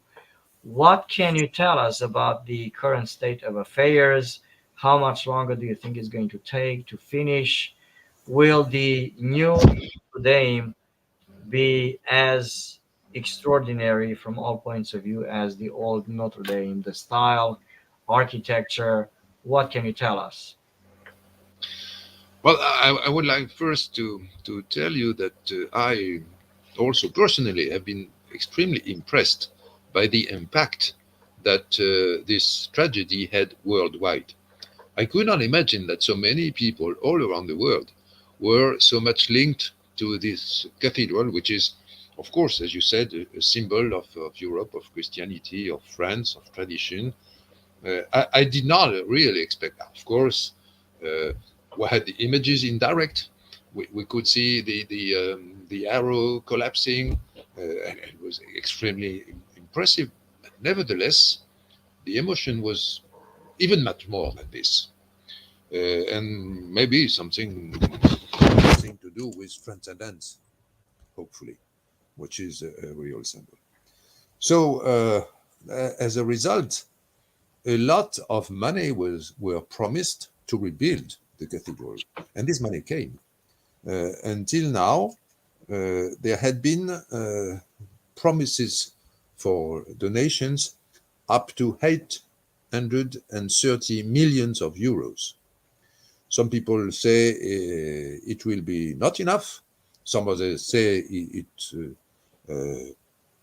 far too much, so we don't know. But nevertheless, it's an enormous amount. And I must confess that personally, I'm still a bit embarrassed when I see how many churches and monuments have been destroyed by Daesh in the Middle East. Should we reasonably spend all this money for the cathedral? The answer is yes, because it is important for so many people in the world. Now, where are we with the project? Macron had said from the very beginning that we want to rebuild the cathedral in 5 years. I can see in the informations we have that it is really progressing fast. All the works are really properly managed, and now we have passed a very significant step, which is the securization and consolidation of the remaining parts of the cathedral. So we are sure from now that nothing more will fall, collapse. Everything has been consolidated. To do that, we have already spent 2 years and 165 million euros. So from now on, the reconstruction can really start, and it has effectively started in the beginning of this winter. The plan is to reopen the cathedral in 2024, as Macron promised. But this doesn't mean that everything will be finished. It will be reopened for the church to celebrate Mass. But the works will continue. As regards the expenses, frankly speaking, I cannot tell you more than 800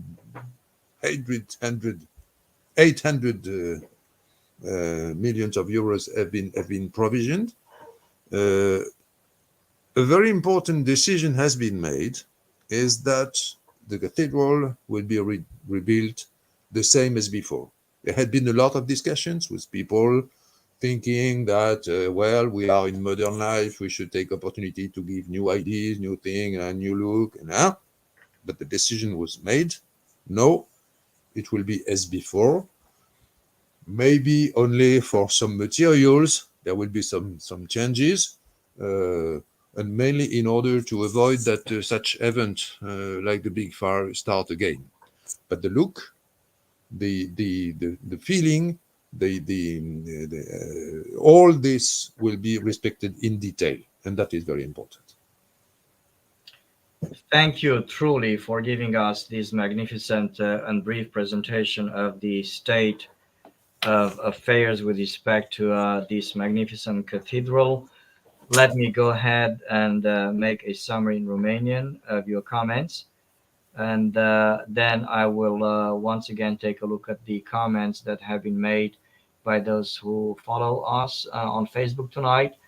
And if there are any comments that warrant a response from me or from you, I will let you know. If not, we will end our dialogue, our discussion tonight. Deci, privind subiectul Notre Dame, un subiect natural extrem de interesant și care intrigă și nu putem evita, ne-a comunicat câteva detalii foarte interesante. În primul rând, ne-a spus că la nivel personal, ca și francez și catolic, a fost absolut impresionat de ceea ce a văzut în momentele în care, după ce acest incendiu a fost stopat. În ce sens? În sensul reacției și impactului mondial, reacții pozitive din toată lumea privind afectarea negativă sau aproape distrugerea în întregime a acestui simbol al creștinismului. Deci reacția mondială a fost pozitivă, parcă toată în unison, la ceea ce domnul Renard nu se aștepta și, cum spun, a fost impresionat. Când e vorba despre finanțe, până la ora actuală au fost promise fonduri din partea organizațiilor diverse, mondiale, private, publice, suma de 130 de milioane de euro pentru a restaura în întregime catedrala.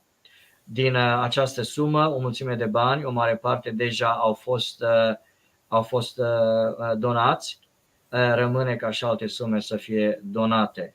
Unele persoane sau experți sunt de părere că 130 de milioane de euro nu este suficient pentru a termina reclădirea sau reconfigurarea catedralei, alții se plâng că suma este prea mare. Domnul Renard, de asemenea, a făcut o afirmație care, într-un sens, mi-a atins inima și conștiința. Pe de o parte, dânsul este prins între ciocan și nicovală, privind unde se poziționează, privind aceste sume imense care sunt alocate pentru reclădirea catedralei.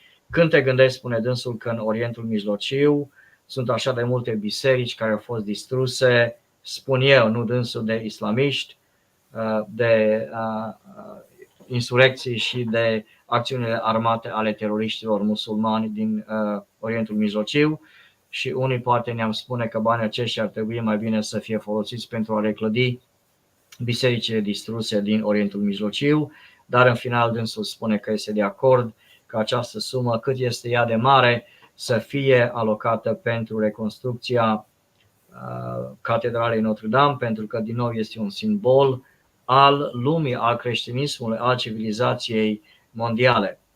Până când să ne așteptăm ca această catedrală să fie finalizată, dânsul spune până în anul 2024, deci într-o perioadă de 5 ani de când a avut loc incendiul. Până la ora actuală au fost cheltuiți 165 de milioane de euro pe restaurarea clădirii, iar în ceea ce privește progresul muncii de construcție, de recondiționare și reclădire, până acum au fost finalizate structurile interioare care susțin clădirea să prevină un colaps ulterior a clădirii. De asemenea, ne-a spus că a existat o mică dezbatere în Franța privind reclădirea, dacă catedrala nouă să aibă anumite aspecte arhitecturale noi, moderne.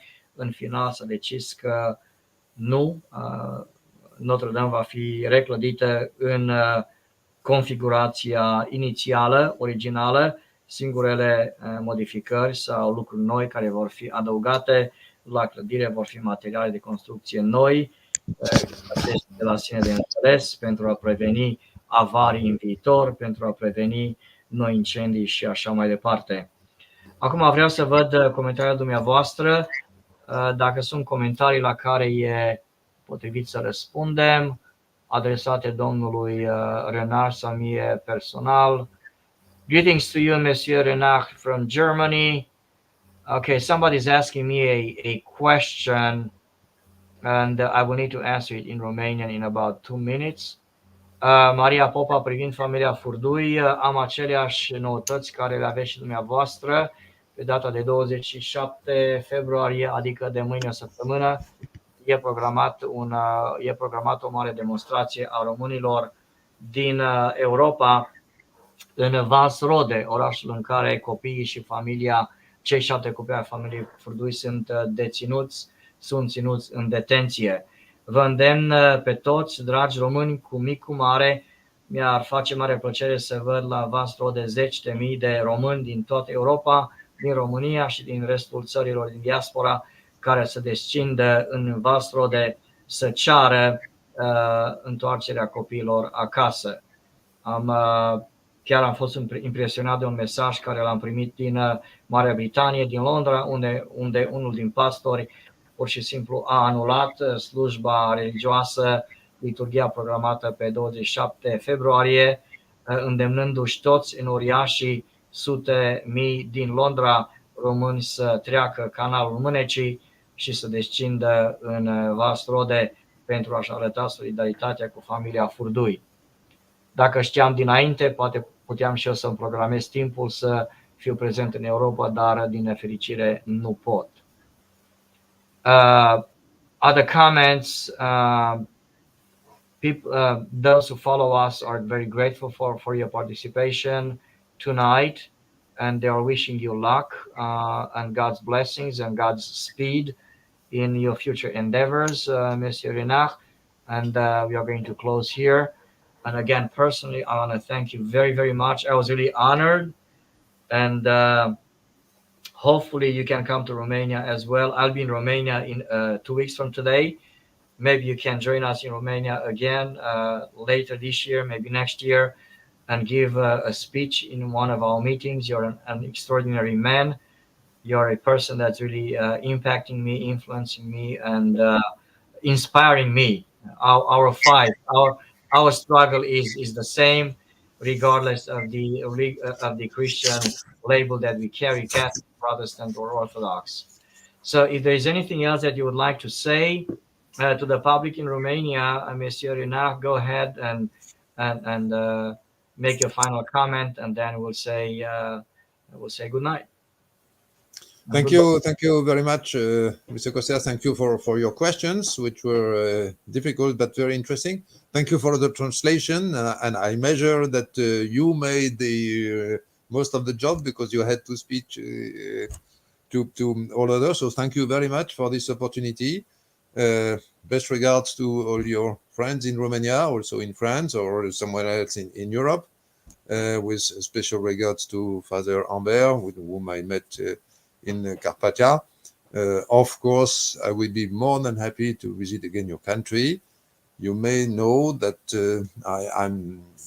I'm friend to one of the Lord Mayors in Bucharest, Clotilde Armand, who is from French origin, with an American background. She had been a member of the European Parliament, and she now decided to concentrate on her country. So we should do all the same, concentrate local and think for the world. Thank you very much. Again, thank you very much. Good night to you. Dragi prieteni, și vă spunem noapte bună și sperăm să ne vedem din nou pe pagina mea de Facebook într-o săptămână. La revedere! A tout à l'heure!